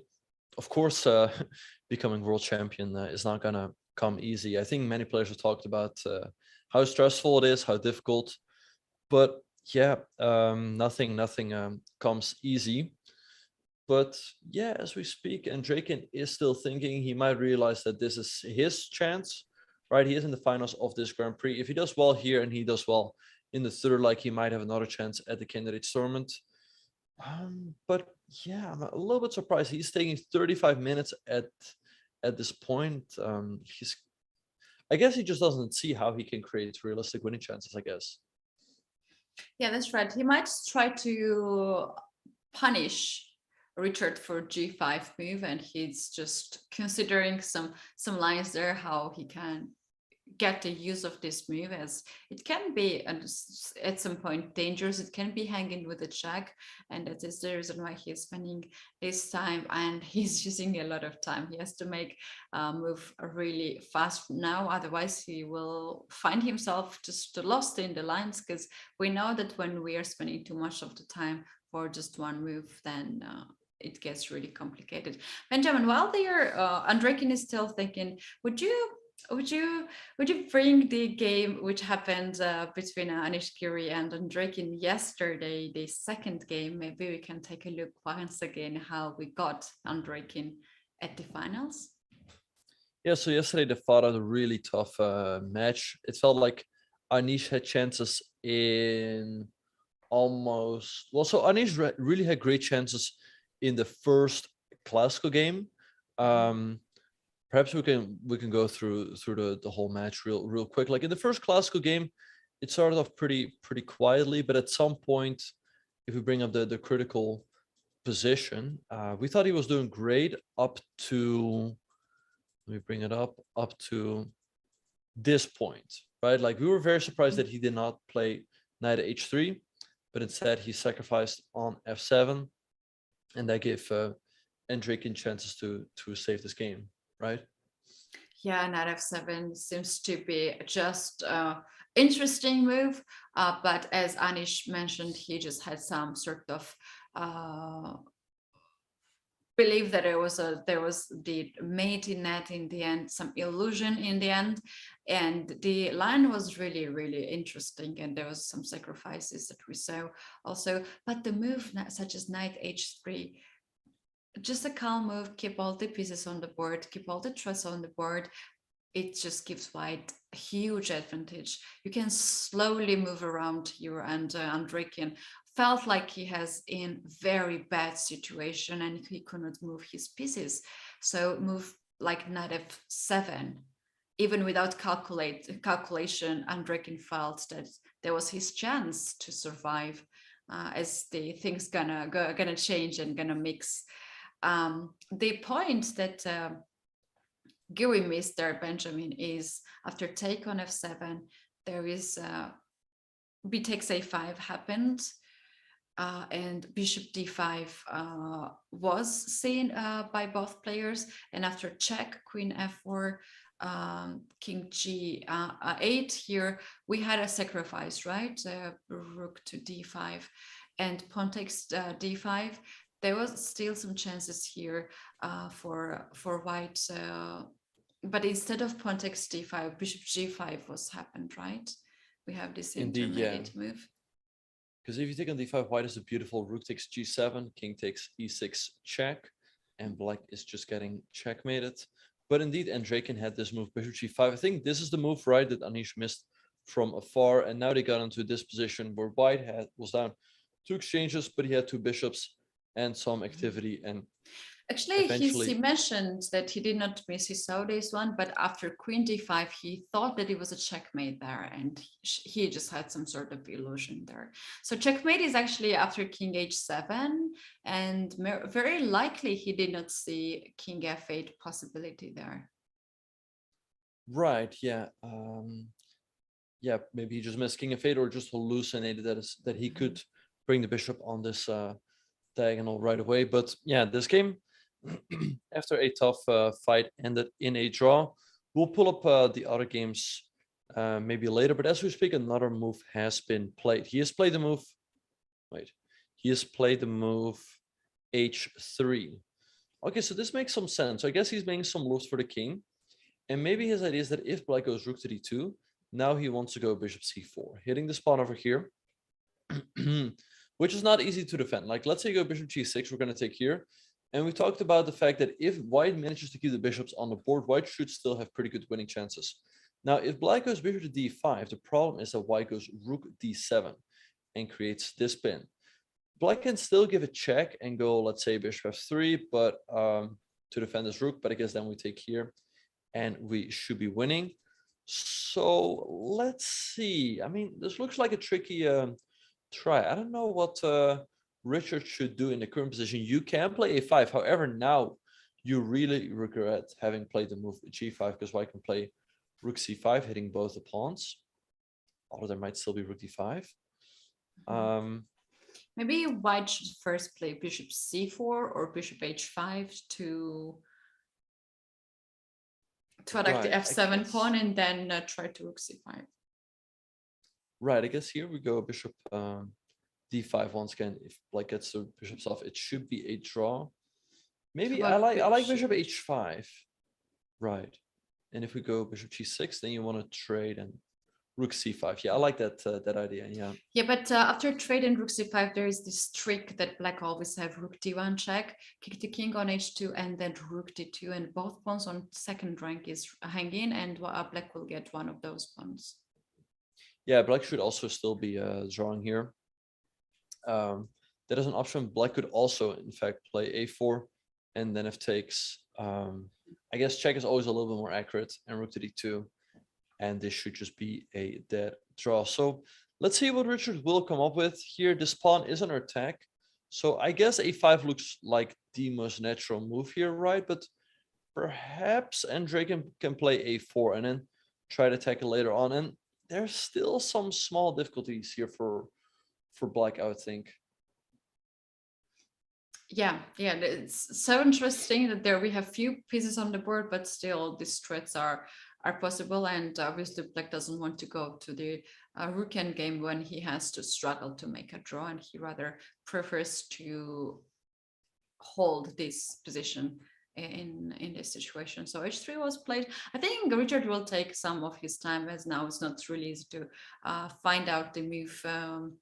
Shall we take back our games of match Andreikin and Giri and take a closer look at the second game, which was the most decisive at the tie breaks? Right. Yeah. So we can. So yeah. So we saw that the first game was very exciting. It ended in a draw. In the second game, nothing really happened. A lot of trades happened, and the players repeated. Then in the first tiebreak game, it felt like Anish got quite a nice advantage, but towards the end, the players started repeating, and it felt like Anish could have played for more here, but he just went for the repetition with knight g6 and knight f8. So that put all the pressure on the last game, in which once again it felt like Anish got a nice position out of the opening, but at some point he went wrong, and Andreikin took his chances. Yeah, it was beautifully played by Anish Giri. He created so much danger, and he got the advantage in the opening, and also the middle game was perfectly well played. All these moves that he was creating was really dangerous, and black has to take care of it. Black couldn't even castle on the short side, and he had to play moves like king f8, h5, and then black really tried to trade the dark square bishop, but it was not enough. It was just not enough, and white was still holding the advantage on the board. Indeed, yeah, Anish really had a great advantage at this point. We thought maybe knight a4 and c4 to try and open it up, but yeah, as the game proceeded, it still looked like Anish was better. I think he played quite well up to I think all of this was good, activating the rook along the b file, and we actually broke down this game on Chess.com's YouTube, so make sure to subscribe and check it out, you guys. But I think he really made a big mistake in this position, right, where he could have played knight to b5, hitting the queen, then the knight jumps to d6, and I think practically this is unholdable for black. Also, given the time situation, he was up on the clock here, but he spent around a minute here and he did not come up with the best move. And I think around here is where the game started to shift. Yeah, even those threats after rook f8, queen f8, and knight c6 is beautiful, and he wants to play rook b8 and win a queen. Seems like black has a very clear defense here to play this queen f5, attack the knight, and at any point, if you attack this f7 pawn, which is a weakness, then black can cover the f-file with the knights. But even this position is so hard to hold with black pieces. Look at the rook on h8, never been played. King on g8, just it's on the way of the king. Here, I believe white could simply trade the knights after knight e7 sacrifice, which is a very beautiful move. Black could not take knight because that would be not the best option. After queen f7, knight is hanging, and if you move knight away, then it's a checkmate. If you don't move the knight away, then it is just hard to play, as white's next moves are pretty obvious. It can be rook e7 or rook b8 winning the game. So instead of this, black had a choice there to play king g7 and kept the knights on the board. And the final and the biggest mistake, which cost Anish Giri not only the game, not only the prize of the Grand Prix points, it can also shake a little bit. It's the fact that he actually fighting for the candidates tournament after this loss. Knight g6 was a horrible blunder here by Anish Giri. Yeah, knight g6 was not the right move by Anish. Instead, he had to take on a5. After which, he probably still has good chance to draw. If you take with the g pawn, then your king is quite exposed. Why can you go queen f4, for example? And if you take with the e pawn, there would have been e6. But I think it's important to point out where it probably really went wrong for Anish. Because if we have a close look, we see that in this position, he went from 138 all the way down to 5 seconds. And I think that's where he spent too much time, and that's why he was not able to defend later on. Also, in this position, as we mentioned, he spent a minute for the wrong move. So that's probably where things started going wrong. And then after this move, knight takes g6, and Andreikin found a great move, queen to c6. But actually, as we speak, we have more moves in the current live game between Rapport and Andreikin. So we will come back to the analysis of the semifinals between Anish and Andreikin later, but let's have a look at what has happened. So after the move h3, Rapport played the move a5, the move that we discussed. All right, so he's hoping that if white plays rook c5 and attacks both pawns on the 5th rank, there's rook d5, and this rook comes to save both pawns. And this seems to be a very good position for black. But instead of rook c5, here white can consider some more moves, waiting moves such as a4, bishop h5, and bishop c4 as well. Yeah, so a4 is a tricky move because you keep this pawn on a5 fixed, and maybe you want to pick it up later. I think it's probably his best try. However, it's still going to be extremely difficult for white to create any real chances here. Like, let's say we go king g7. Right, I mean, you can go, let's say, a rook a7, and well, here actually I have rook a8. But the point I was making that even if, like, let's say go rook c4, right, hitting the bishop, black can always go bishop d3, sacrifice this pawn, white goes rook a5, and we just don't care about this pawn. And I think black should always be able to draw this with this pawn on g5. It's going to be extremely difficult for white to ever do anything. Like, let's make a couple moves. Like, let's say white goes here. We go rook a2, we fix this king to the defense of this pawn, and how are you ever going to make progress, right? So I feel like black should be able to draw this, but of course Andreikin can try for a little bit here. Yeah, that's right. And the moves like king h2, king g3, it's just too slow, and it doesn't have much of the perspective as the king goes not very far. And also, on the other hand, allows black's rook to get on 2nd rank to attack these 3 pieces, which are right now located on the 2nd rank. So yeah, the position is so equal. It's just so hard to find here any threats.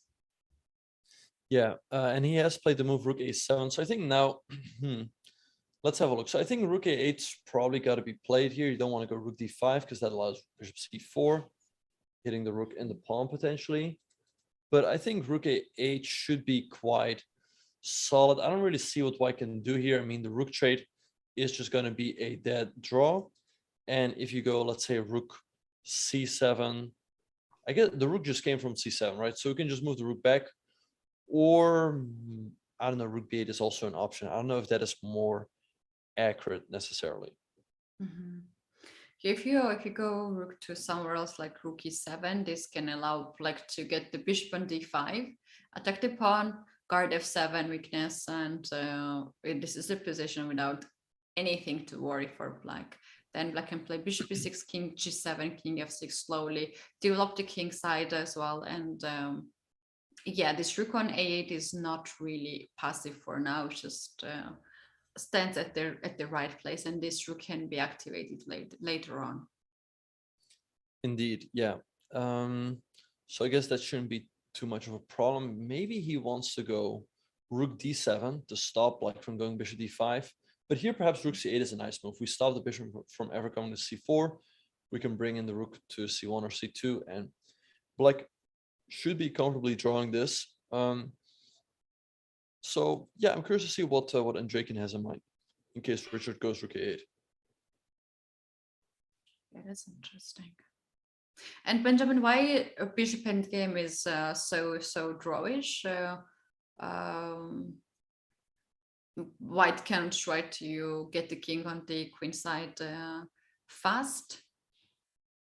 That is a good question. Yeah, I guess if white trades, black should always be in time to bring his king over as well. Because this pawn on g2 is saying so white is forced to play a move like f3. But let's say we go king g7, right? King f2, king f6, king e3, king e5. Oh, not there, king e5. And I don't know if anyone who would be better, it might be black because these pawns are fixed on light squares for the moment. White can, however, fix that problem by going g3 and f4 right away. So maybe black could try to start playing for a win with, let's say, a move like f5. Although now the king f2, maybe f4. It's got to be a draw, though. I mean, the king is going to come up. White's king is also going to move up. But black shouldn't have any problems whatsoever here. Yeah, true. So yeah, we'll see what Richard will do. Of course, rook 8 is not really the type of move you want to make because it looks passive, and we're always thought like, okay, you have to play actively. On the other hand, I mean, it should be a draw. So, but okay. So with that being said, so rook 8 is an option. What other options could he have here? Move like rook d5 is also possible, as you can hold the position, I think. Bishop c4. Right. Now we have to go to f5. Yeah, f5, but then g4 can we play it? Right, but I guess if g4, then we go rook f3 and we have enough counterplay. But oh, it's a beautiful line. Yeah. Yeah, I guess. So let's say, oh, wait, it actually, white still has a defense. Like you take, check, and you have rook h5. So, but actually, as we speak, rook a8 has just been played by Richard. So now we'll see. I mean, if Andreikin just wants to make a draw, he will just trade. I guess he'll just trade maybe g3 and f4, then bring the king up.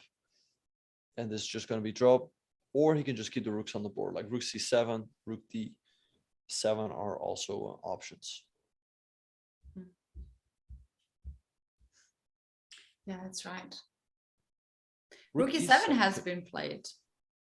But now bishop d5, right? And black should be fine. Rook d5 and maybe rook e5. He wants to get g5 pawn. But that can get really scary. Right, then we take there. So let's see. So the a pawn is currently under attack. Question is, what is he gonna do about it? I mean, he can go, let's say, a4. Now rook e5 is a threat, so black would have to spend a move on, let's say, h6. But I think we will get a position like this where both the bishops cancel each other out. I don't think either side is better or worse here. Black just goes king g7 f6. And it's got to be a draw. Yeah, maybe this will just be a short draw, like as soon as the players reach move 30. Yeah, can be. Bishop d5 on the board. Seems like they both want to take more easy day today, because if they wanted to fight, they would rather come up with another opening, another setup, and we can say that Richard can be really happy to make a draw with black pieces, and then he can strike back with white pieces tomorrow in the other game of the match. Indeed, yeah, I think he's definitely going to try tomorrow with the white pieces. And yeah, it's important to point out that white should not do something like this, because yes, you grab a pawn on the king side, but this a pawn is going to be way more dangerous, especially because it has the rook behind. Also, the bishop can drop back. It supports the pawn on a2, but and actually, as we okay, bishop f3, that is a silent draw for this game is going to end in a draw pretty Silent soon. draw. Yeah. That's the But- dropper, like we used to do in the childhood, just by the fingers, some gestures. Oh, like, yeah. Yeah. Right, yeah. But yeah, no, I think, yeah, this game is going to end in a draw. And yeah, I think Rapport is definitely going to try to put pressure tomorrow with the white piece. I mean, that's what he did against MVL in the first game. Of course, he doesn't want to take unnecessary risks or anything like that. But I doubt that he will give Andreikin an easy draw like we see today. Yes, Benjamin, also Andreikin has played Sicilian in a lot of games at the Grand Prix. And tomorrow, if Richard goes with divine e4 and Andreikin responds with c5, Sicilian defense can be more exciting, more sharp, and less drawish position. So we might have some more interesting events tomorrow rather this game. Right, yeah, it will be interesting to see whether Rapport will go for e4 and try to put pressure on Andreikin Sicilian. Andreikin was struggling quite a bit against Anish Giri, so he will definitely need to prepare something else. However, I don't think Rapport is generally an e4 player. He's more a d4 player or stuff like c4 or knight of 3. And there Andreikin is generally quite solid. So we'll see what Rapport will come up with. In the meantime, I'm kind of curious. Like, if you make a random move here, like king to g7, you would allow white to play a4 and fix this pawn over here. But I guess now you have time to go king f6, hit the rook. And if rook b7, then rook e8. And honestly, if anyone is better, it might be black. Because if rook b5, you have rook e5. Black is doing completely fine. So yeah, let's see what is gonna happen here. Maybe if white wants to make a clean draw, you play rook e5 right away. Make sure you always keep an eye on this pawn. If king f6, let's say rook b5, a4, rook b4, for example, a3, rook b3. But nothing can ever happen here, I think. No, I can't imagine it can happen. Anything here, even if you play bullet game without increment, so hard to imagine something can happen. It's so equal and so risk-free position for both players. Even if you get the pawn on a file, it's still draw. It's still theoretical draw, and surely they know the theory. It's quite basic theory in the weekend game. So. Indeed, yeah. So let's see what Rapport will do. As we said, king g7 seems like a natural move. a4 as well, but yeah, I think the only time control, as you mentioned, like maybe in a bullet game, one of the players will get flagged, but in any other format where the time is not really an issue, then this should just end in a draw, I would think. Yeah, I've got flagged once in a dead draw weekend game, and I can say it was really painful. Very painful experience. Was it over the board or online? It was over the board. It was over the board, and yeah, it was quite shocking. I think I lost more time being shocking rather than played the moves. And yeah, and in the end of the game, my opponent approached and apologized for it, but it was like way weird for me to see this kind of behavior. But it's a chess, it's legal, and whatever is legal, you cannot really complain. But yeah, it was really painful. Yeah, so what kind of, was it a blitz game or was it classical, or what kind of? It was a blitz tournament, and we had no increment, but it was a dead draw. And actually I think I had extra pawn and they were on the like same side. He had only one pawn, and he blitzed me out. I had 11 seconds, he had 15 seconds, just very small, or 16 seconds, and he were playing so weird. Like just pressing the clock all the time, making some weird moves. And then, yeah, I just got distracted by all the sections rather than the play itself. So, yeah, this is not going to happen in this game.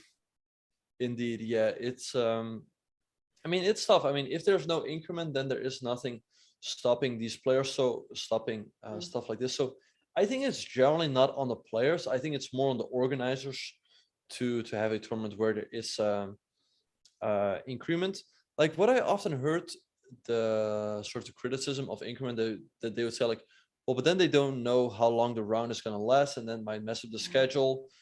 But in general, I mean, a 3+2 game is not going to take too long, and if you have 5-minute games, then stuff like this is going to happen. And yeah, it's the same, Benjamin, as there's a rook to rook end game and someone just fucks you. It's just just very weird experience.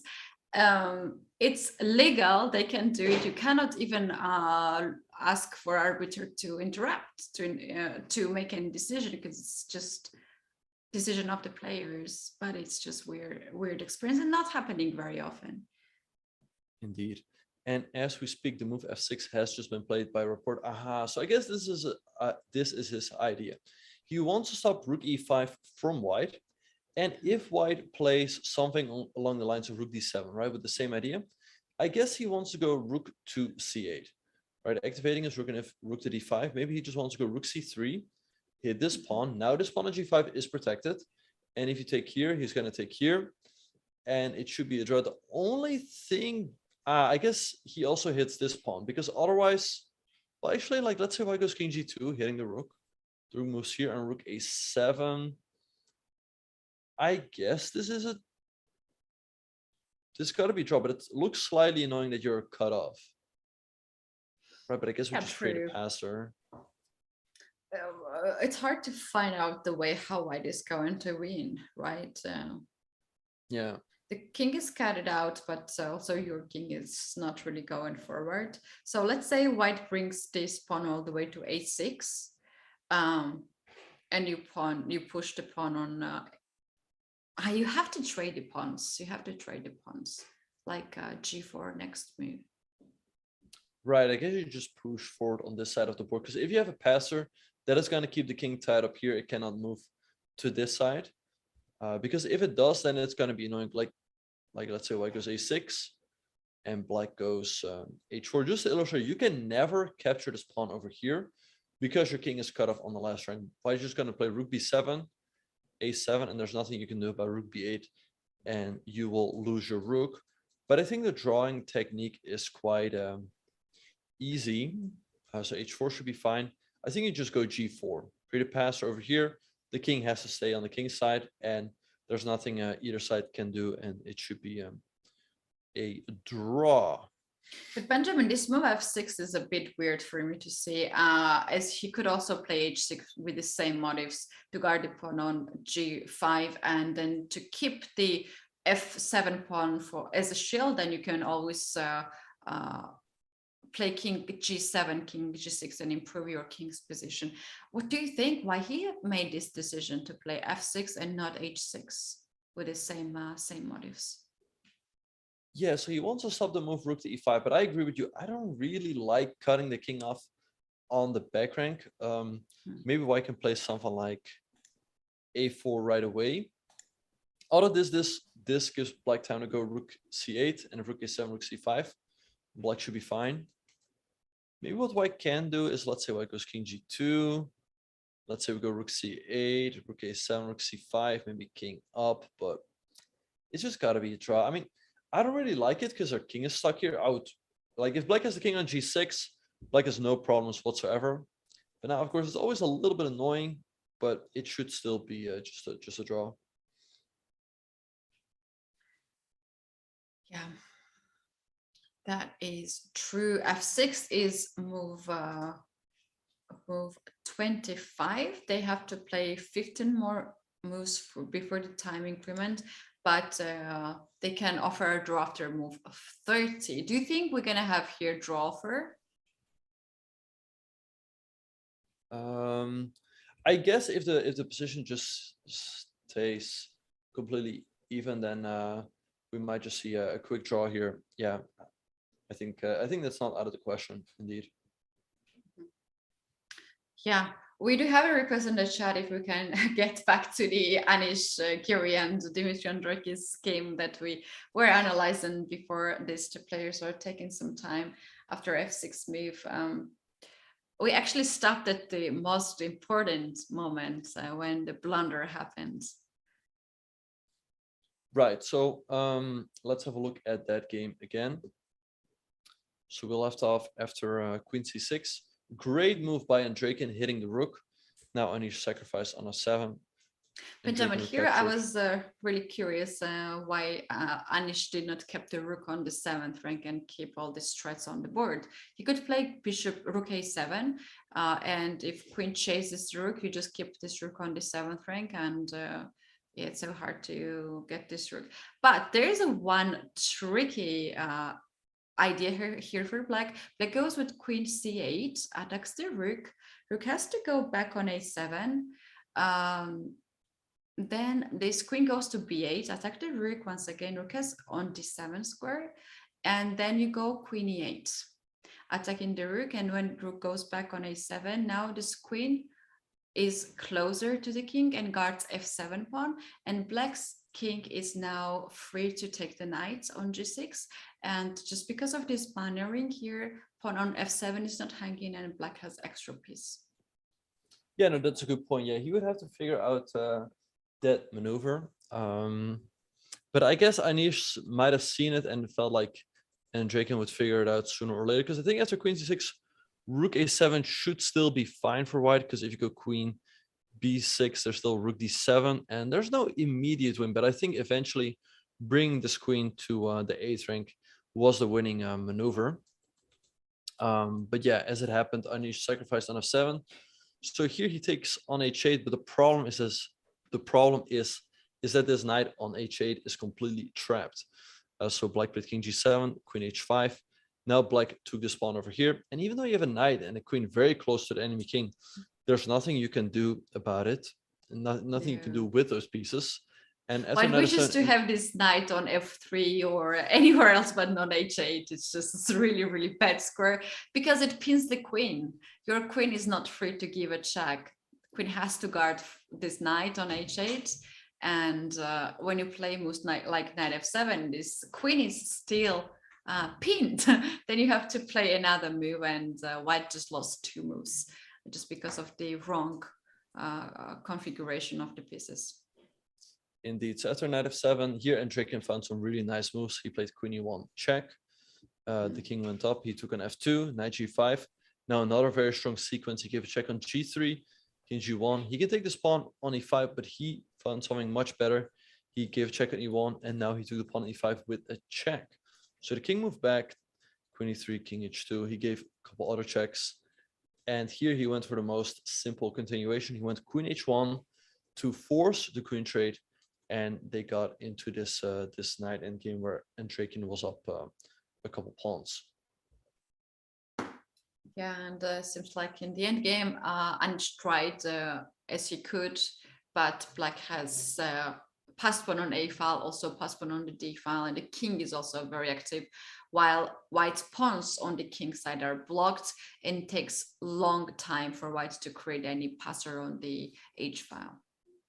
Indeed, and Andreikin showed great technique here. He played knight f4, make sure the king is still tied to the king side, then king d5 and knight e6. So the knight is covering this important c5 square, but it is still close to the king side and stop white's passers.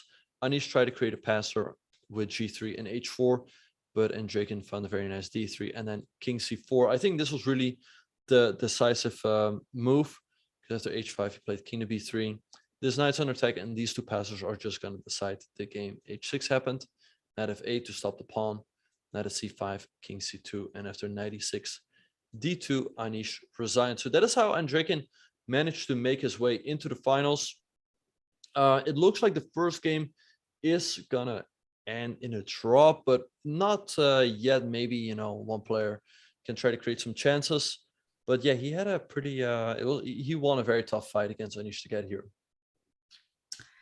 That was a great game for us, for the spectators to see and the commentators to commentate. It was not boring at all, but Anish should be really heartbroken, and he was truly in the best shape. He guaranteed himself to get out from the group, as he started with 2 wins at the beginning, and it's so hard to score the win at this level. And then he was very solid to hold the draws and qualified from the group stage, but that was quite unlucky turns of events in the semi-final.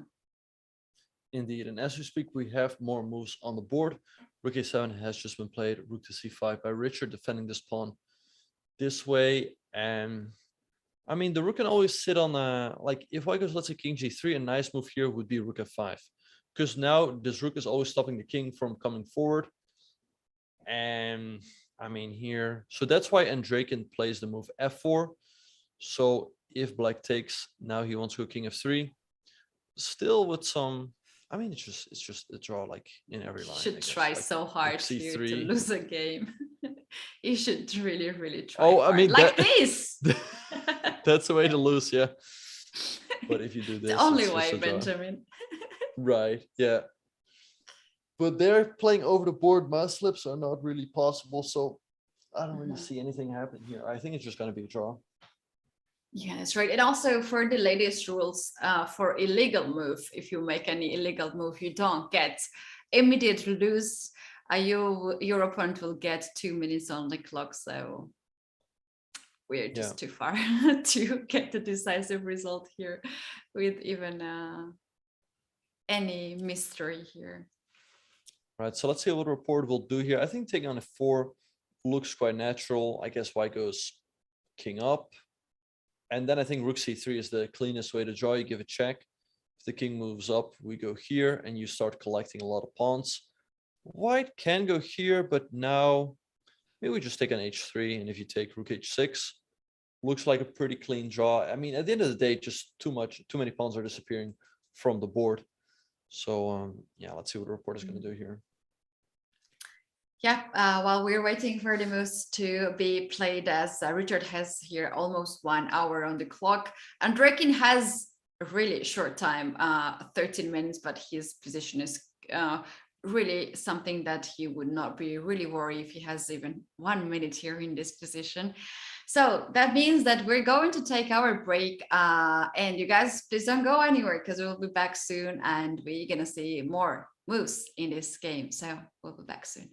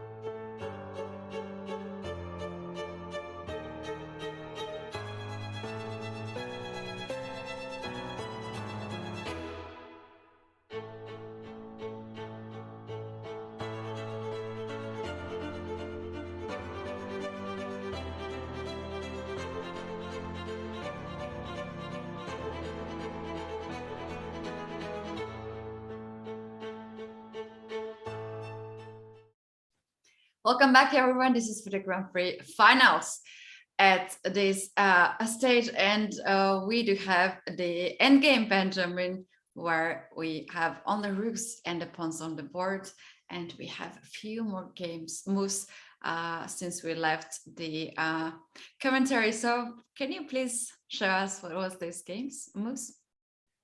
Yeah, so we left off after Black played Rook C8. So Rook A7 was played, hitting the pawn on A5. So Black played Rook C5 to defend. And we thought, okay, if this Rook lands on F5, Black should be doing completely fine. So Andreikin played pawn F4. Richard took the pawn and King F3, hitting the pawn on F4. And now Rook to C3. Very nice move by Richard. So here White has to make a decision. I mean, if you take on F4, Black can take here. And I mean, if you take on A5, now the king can step up and it should just be a draw. And King G4 is a move for that reason, but that allows Black to go Rook to A3, and nothing is really going to happen here. So I guess we'll see a draw pretty soon.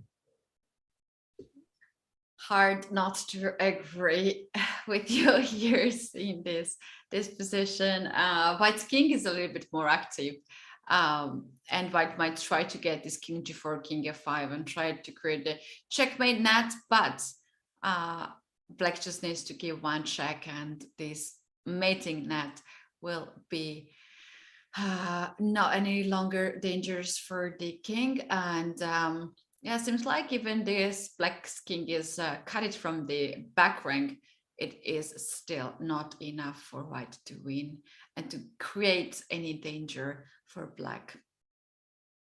Indeed, yeah. And as 29 moves have just been made, the rule stipulate that you can only offer a draw after Black's 30th move. So let's say Andreikin takes in F4, Richard might just capture on H3 and offer a draw, and that would already be the end of this game. So yeah, we'll just have to wait and see. King G4 is also an option, but then as we said, Black goes Rook to A3. But in either case, yeah, I don't really see any other results but a draw happening in this game. Yeah, true. So we do have here a check, 10 minutes for Andreikin. He doesn't want to drop too much of the time on the clock as well, if he's keeping to go into play and keep to fight here. But I believe they both know that this is just equal position, and they will not really lose their energy for this game. Probably they need to keep some energy for tomorrow's game or even for the tie breaks, and they know it perfectly well how important it is to keep the energy for the necessary moments. Indeed, yeah. And I think for Richard, he can be quite satisfied about today's game. He made a comfortable, I mean, it looks like he's going to make a comfortable draw with the Black pieces, and then he can try with White tomorrow. So I think he has all reasons to be satisfied here. Let's see what Andreikin is going to do. If he takes an F4, the game can literally just end after Rook takes H3. King G4 is still a move. So let's say King G4 is played. We go Rook to A3. If you go King F5, then we set Rook H3 with a draw. And I guess if you go F3, I guess we just take here. There's still King F5, which might be slightly annoying, but let's say we go H5, White takes here, and we go Rook F2. There's just nothing really to be seen here, and King G4 has just been played by Andreikin. Yeah. Is it possible to play now H5 after King G4? H5 is an option, so let's have a look. So White can take also King H4 as a move, and maybe White takes, and King G6, which is still a little bit annoying, right? So perhaps this might be something you want to avoid, because actually it's not an easy draw, because White is trying checkmate, you have to go here, and now White can take this pawn over here. And you might think like, okay, if Rook F3, I will be able to get rid of the pawn on F2, and it's an immediate draw. However, here White can take an F6, threaten checkmate once again, and wherever you go, like let's say you go to E8, then White is just in time to go Rook E5 check and Rook E2. And this is definitely what you want to avoid with Black, because this is still pretty tricky. So I guess Richard is going to play the move Rook A3.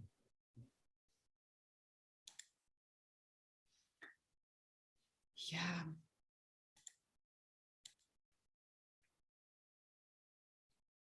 Rook a3. Is there a way that Black would like to keep this rook on fifth rank and not allow White's king to cross the fifth rank? Like for instance, rook c5 is still equal. Wait. So rook a3 has just been played by Richard. Sorry, what were you saying? So I think like if Andreikin wants to try here, he can play the move f3, but in either case, or what he could do is, let's say, take and then f3 and try to go king f5 in the next move. But I mean, maybe just rook a3, pinning the king to the defense of this pawn. And yeah, there's just not much to do. Okay. So rook a3, and you say the rule is that after rook a3, which is 30 move, now White can offer a draw. Black could have offered a draw with the move rook a3. King f5 has just been played by Andreikin. I think we said rook takes h3 here as the cleanest way to make a draw. And there's actually one way White could lose. You do not want to take this pawn, because then after rook h5, that is not going to be a good idea. Yeah, I don't think we're gonna have a draw offer until Andreikin tries this last trick, as Black has to find out the way now how to avoid this king f6 and the back rank checkmate. Indeed, yeah. So I think the cleanest way would be to capture this pawn on h3. There's king f6, we try and checkmate. So we give a check here, force the king to go back. And if the king goes to, let's say, f5, then we go rook h2. And here we're going to win either the f2 pawn or the a pawn. And it's just going to be a draw. Yeah, that's right.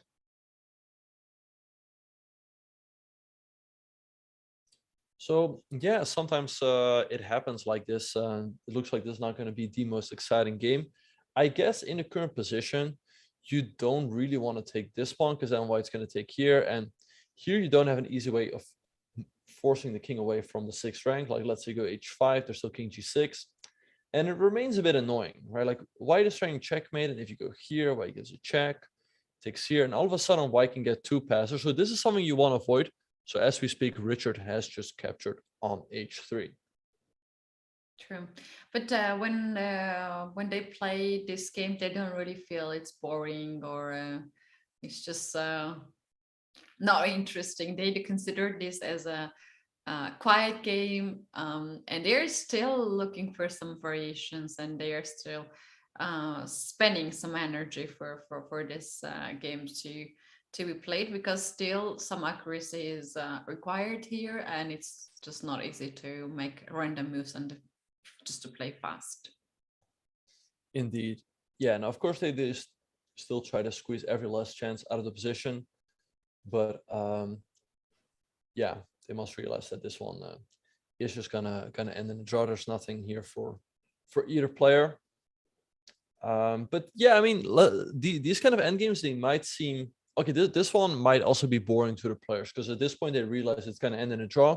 But sometimes you have these endgames where there might be some small nuances, and people are wondering, like, okay, what is really happening? But for the players, it's always kind of intense. True. Yeah, and you cannot always say that these games can end in a draw, because some small nuances are so important. You might miss that one and feel like it's still okay, but it might not be okay.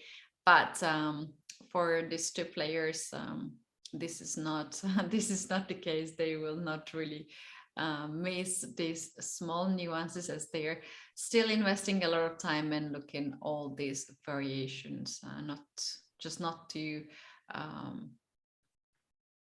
miss any opportunities here and play as clear as possible.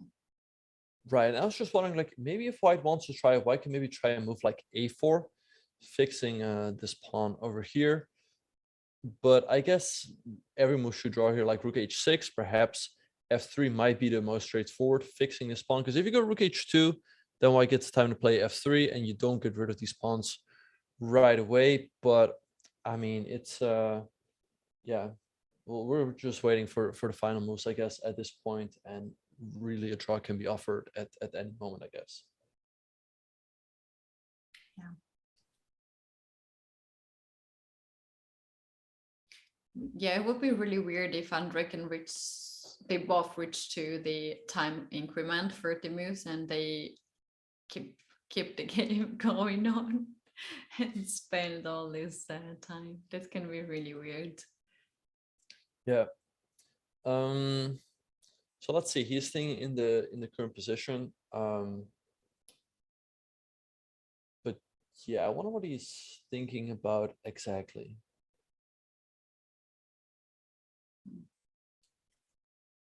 Yeah, just the thing is that for Andreikin, it's a risk-free position. He doesn't mind to still play and to try the best here. So King f6 is a possibility here. Anything but Rook a5 here keeps the game still on. Right, yeah. You don't want to go Rook a5 as we discussed, because that blunders the rook. But I guess taking on f6 looks natural, and I guess we'll see something like Rook h6, King back to f5, Black goes here, White takes here. Oh, not that.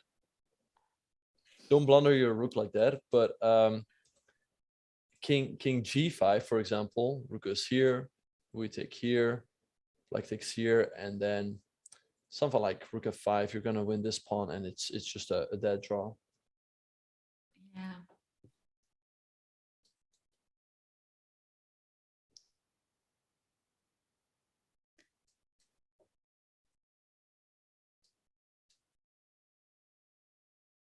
a4 has been played by Andreikin. He has 4 minutes on the clock, just 4 minutes, and this is move 32. He needs 8 more moves to be played before the time increment, but those 8 moves are not the hardest 8 moves he has made so far, and he has to make. So that's why he's not in a rush to play out here. Right, yeah. So let's see what Richard will do. He has quite a lot of options. I think f3 is probably the cleanest way to draw, because you fix his pawn on f2, and f3 has just been played on the board. So let's have a look, right? So let's say White takes here. We once again give a check. The king goes here, and we go Rook h2. We pick up this pawn, and it's going to end all pretty soon. If White goes King g4 first, I guess we go Rook h2, hitting this pawn. And now if you take an f3, Black goes Rook h5, defending this pawn. And Black is up a pawn, but his king is cut off. If the king would be on g6, then Black would have winning chances. But here, the game would just be a draw. Right, f3 we have on the board. Black just play that move. Yeah, f3 on the board. So let's see. And Andreikin has 4 minutes. Of course, yeah, do not take this pawn. We already discussed it many times. But yeah, I think there's just nothing in the position here.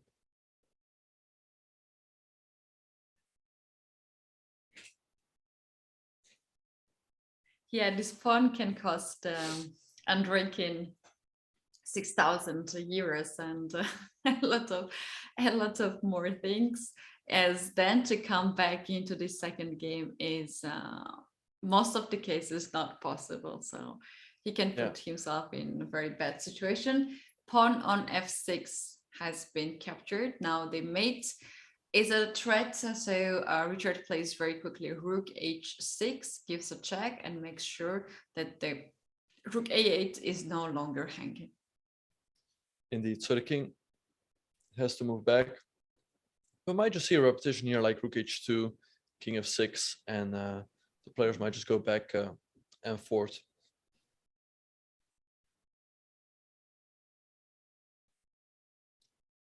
But yeah, because at this point, Black is the one who has an extra pawn on h file, and you don't really want to risk too much here with White, especially with 3 minutes on the clock. Yeah, White's never really risking too much because he's picking up this pawn, and black's king is so passive. That's really the main difference. But as you mentioned, you also don't want to let this get too much out of control. King g5 has just been played. Rook h2 by Richard. Let's see what Andreikin is going to do here. I mean, rook takes a5 is a draw. King f6 as well. I think king f6 will happen. What do you think? Which move will be White's choice? I think king f6 is quite likely to just force a draw right away. But of course, rook takes a5 is also completely fine.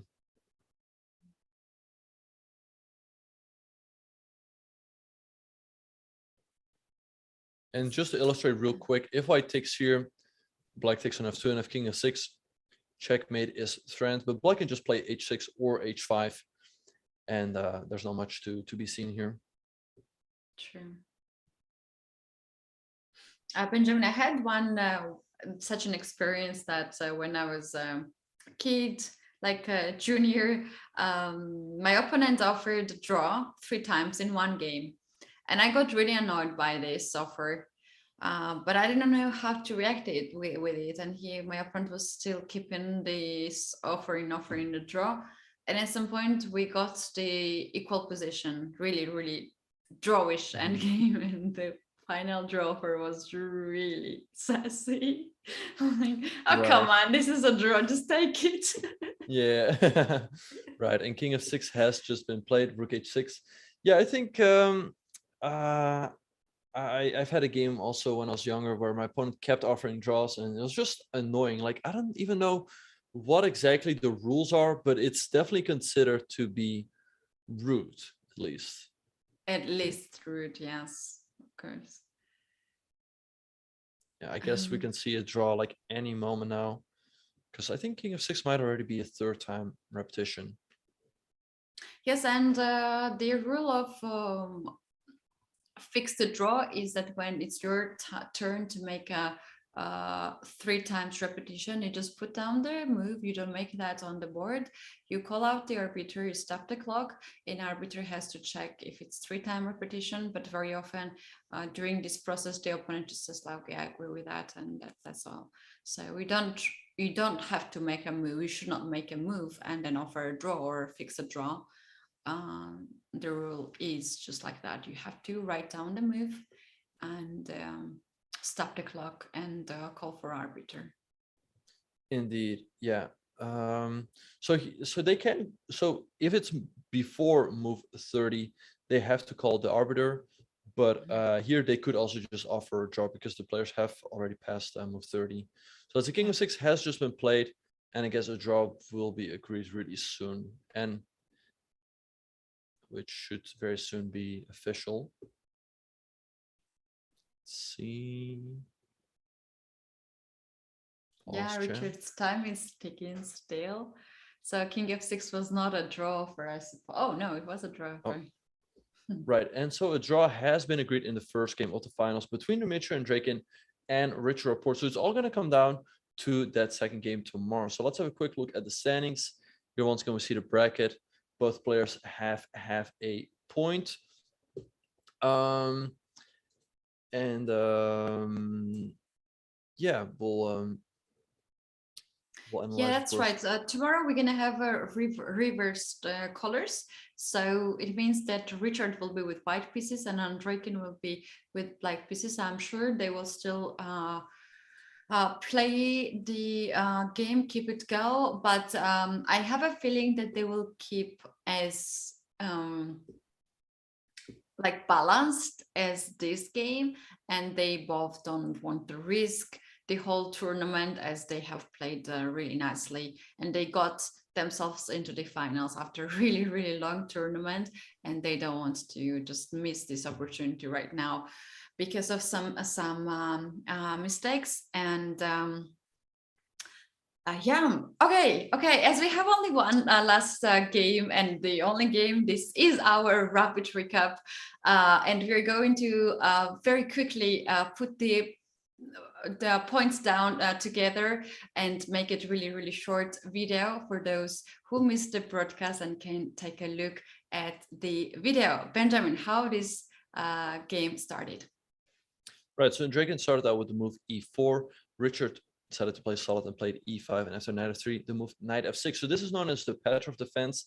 In the group stage, we saw a lot of games with the move d4. The main move is knight takes e5, but Andreikin played something else. He played the move knight c3, knight c6. So perhaps this was also his intention had Richard played knight c6 on the second move, and here he played the move d4. So the Scotch 4 knights, but this is known to be not the most dangerous approach from white. So Rapport traded on d4, knight takes d4, bishop e4, knight takes c6, b takes c6, bishop d3. This all follows the main line and pawn on d5 by Richard. And here white generally trades on d5, but Andreikin came up with this other move, bishop to d2. Yes, right. After bishop d2, black here castled, and white also decided to castle after that, and black here traded the bishop for a knight. But the idea to give up the bishop for a knight is following. He wants to grab the pawn in the center and to go to the position where it leads all the way to the endgame, because now white doesn't want to move the bishop away and let the black to have this central pawn on e4. So black has to take the knight on f6 and attack the queen. Queen can take it back, and white can take the pawn on e4. So here we have this structure. Black has double pawns on c file. This is not pretty looking structure, and black wants to just get rid of this pawn, at least one pawn, and captures b2 pawn. Gives up c6. And now a rook has to move to b8. Otherwise, if you play bishop b7, you might find yourself into the troubles as rook comes on b1, attacks the queen, and also the pawn, bishop on b7. So you don't really want to do that to you at the finals at the Grand Prix. So here, rook to b8 has been played. And yeah, it's really interesting how they hit it up from this point. Right, so here Andreikin played the move rook to b1, but this leads to massive exchanges. So Rapport took on b1, Andreikin recaptured, so another capture, and rook takes b1. So here the endgame looks completely equal, but white is still a tiny bit better because he has the more active rook. Also, these pawns on a7 and c7 can in some cases be attacked, but all of this has been played already in plenty of games. So rook d8 was what Richard played, bishop f3, and here in a lot of games, black played king f8, white played rook b8, rook e8, and then h3 or h4, but black seemed to be doing fine in all of those games. But Richard played the move bishop f5. So question is whether this was his preparation or if he did not remember it exactly. So Andreikin played rook to b7, captured pawn on c2, rook takes c7, and bishop e4. A very nice trick. You cannot capture this bishop as you will get back rank checkmated. And white can take this pawn over here, but black's gonna give white double pawns, and this should be quite a comfortable draw here for black. First, we make some luft for the king. The next up, we activate the rook, and there's not really much white can do in this position. So Andreikin played the move bishop e2 to try to keep some chances in this endgame. It's an interesting fact that Andreikin has been played this opening this line up to the end game, and then he was trying to spend more time here, and there was some moves where he spent 20 minutes, 30 minutes, even 40 minutes, and he dropped his clock down to 20 minutes at this point because he was trying to find out some improvements here, especially when Richard played really strange looking move g5. This move is fine here as it helps black's king to play rook king g7 next move and has no back rank problems anymore, but it's just a very weird looking move as g6 is more natural move in the end game, and in some lines the pawn can be pushed on a5, and this pawn on a5 and the g5 will be hanging by the check. So here Andreikin was using a lot of his time, but clearly there's not too much here for white. And we have here some more moves like h3. White also tries to free the back rank and has now free position. And after a5, which Richard played to avoid this pawn drop here. White went for rook a7 to attack the pawn, and black just played rook a8 to guard the pawn and offer a rook trade. And Benjamin, the rook trade, this bishop endgame would lead us to the drawish final, where white don't really have any chance to score a win. Indeed, yeah, if white trades the rooks, it's just a dead draw. Both players have a bishop and 4 pawns. So instead of all that, Andreikin played rook e7, hitting the bishop on e4, and Rapport played bishop to d5. Now, as you guys can see, Rapport was still playing very quickly. He had over an hour on the clock, and Andreikin was spending some time perhaps trying to find some last chances in the position.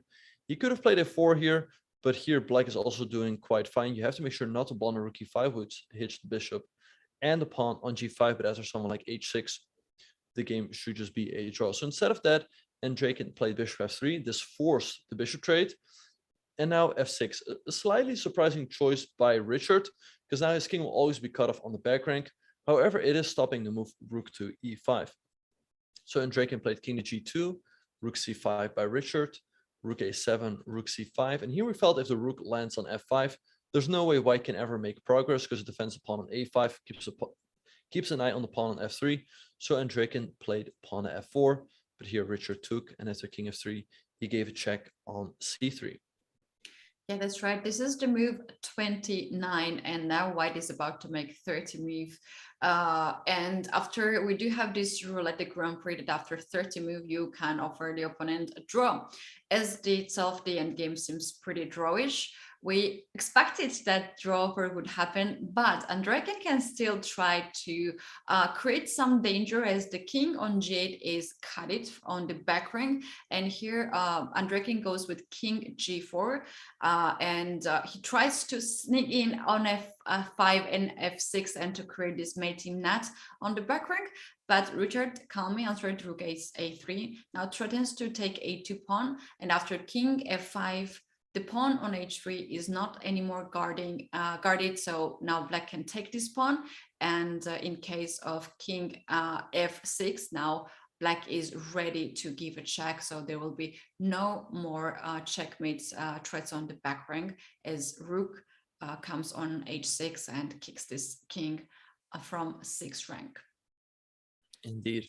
So Andreikin played a4, trying to keep some last chances in the position. Rapport played f3, fixing this pawn on f2. It's important to point out that you never want to take this pawn on a5 because that loses the game to rook h5 and you lose your rook. So instead of that, Andreikin captured the pawn on f6. Here, Richard played rook h6, forcing the king away from the 6th rank. King g5, rook h2, hitting this pawn. And Andreikin played king to f6, rook h6 check, king g5, rook h2. And he played king f6, accompanied by a draw offer, which was accepted by Richard Rapport. So the first game of the finals of the FIDE Grand Prix ends in a draw, and this was your rapid recap of today. Well, quite peaceful day for the players. They seems to take easy on each other today, but tomorrow will be another day, and I'm sure Richard will try to create some fancy positions, and he will come up with some extraordinary lines that he is known. And Andreikin on the other side shows that he is quite stable chess player and quite solid chess player. So if we have a tie tomorrow, this can lead us to the tie breaks where the time control will be shorter than this one, so it's going to be more fun. But in few days, or even maybe tomorrow, we will know who is the winner of the second leg of the Grand Prix.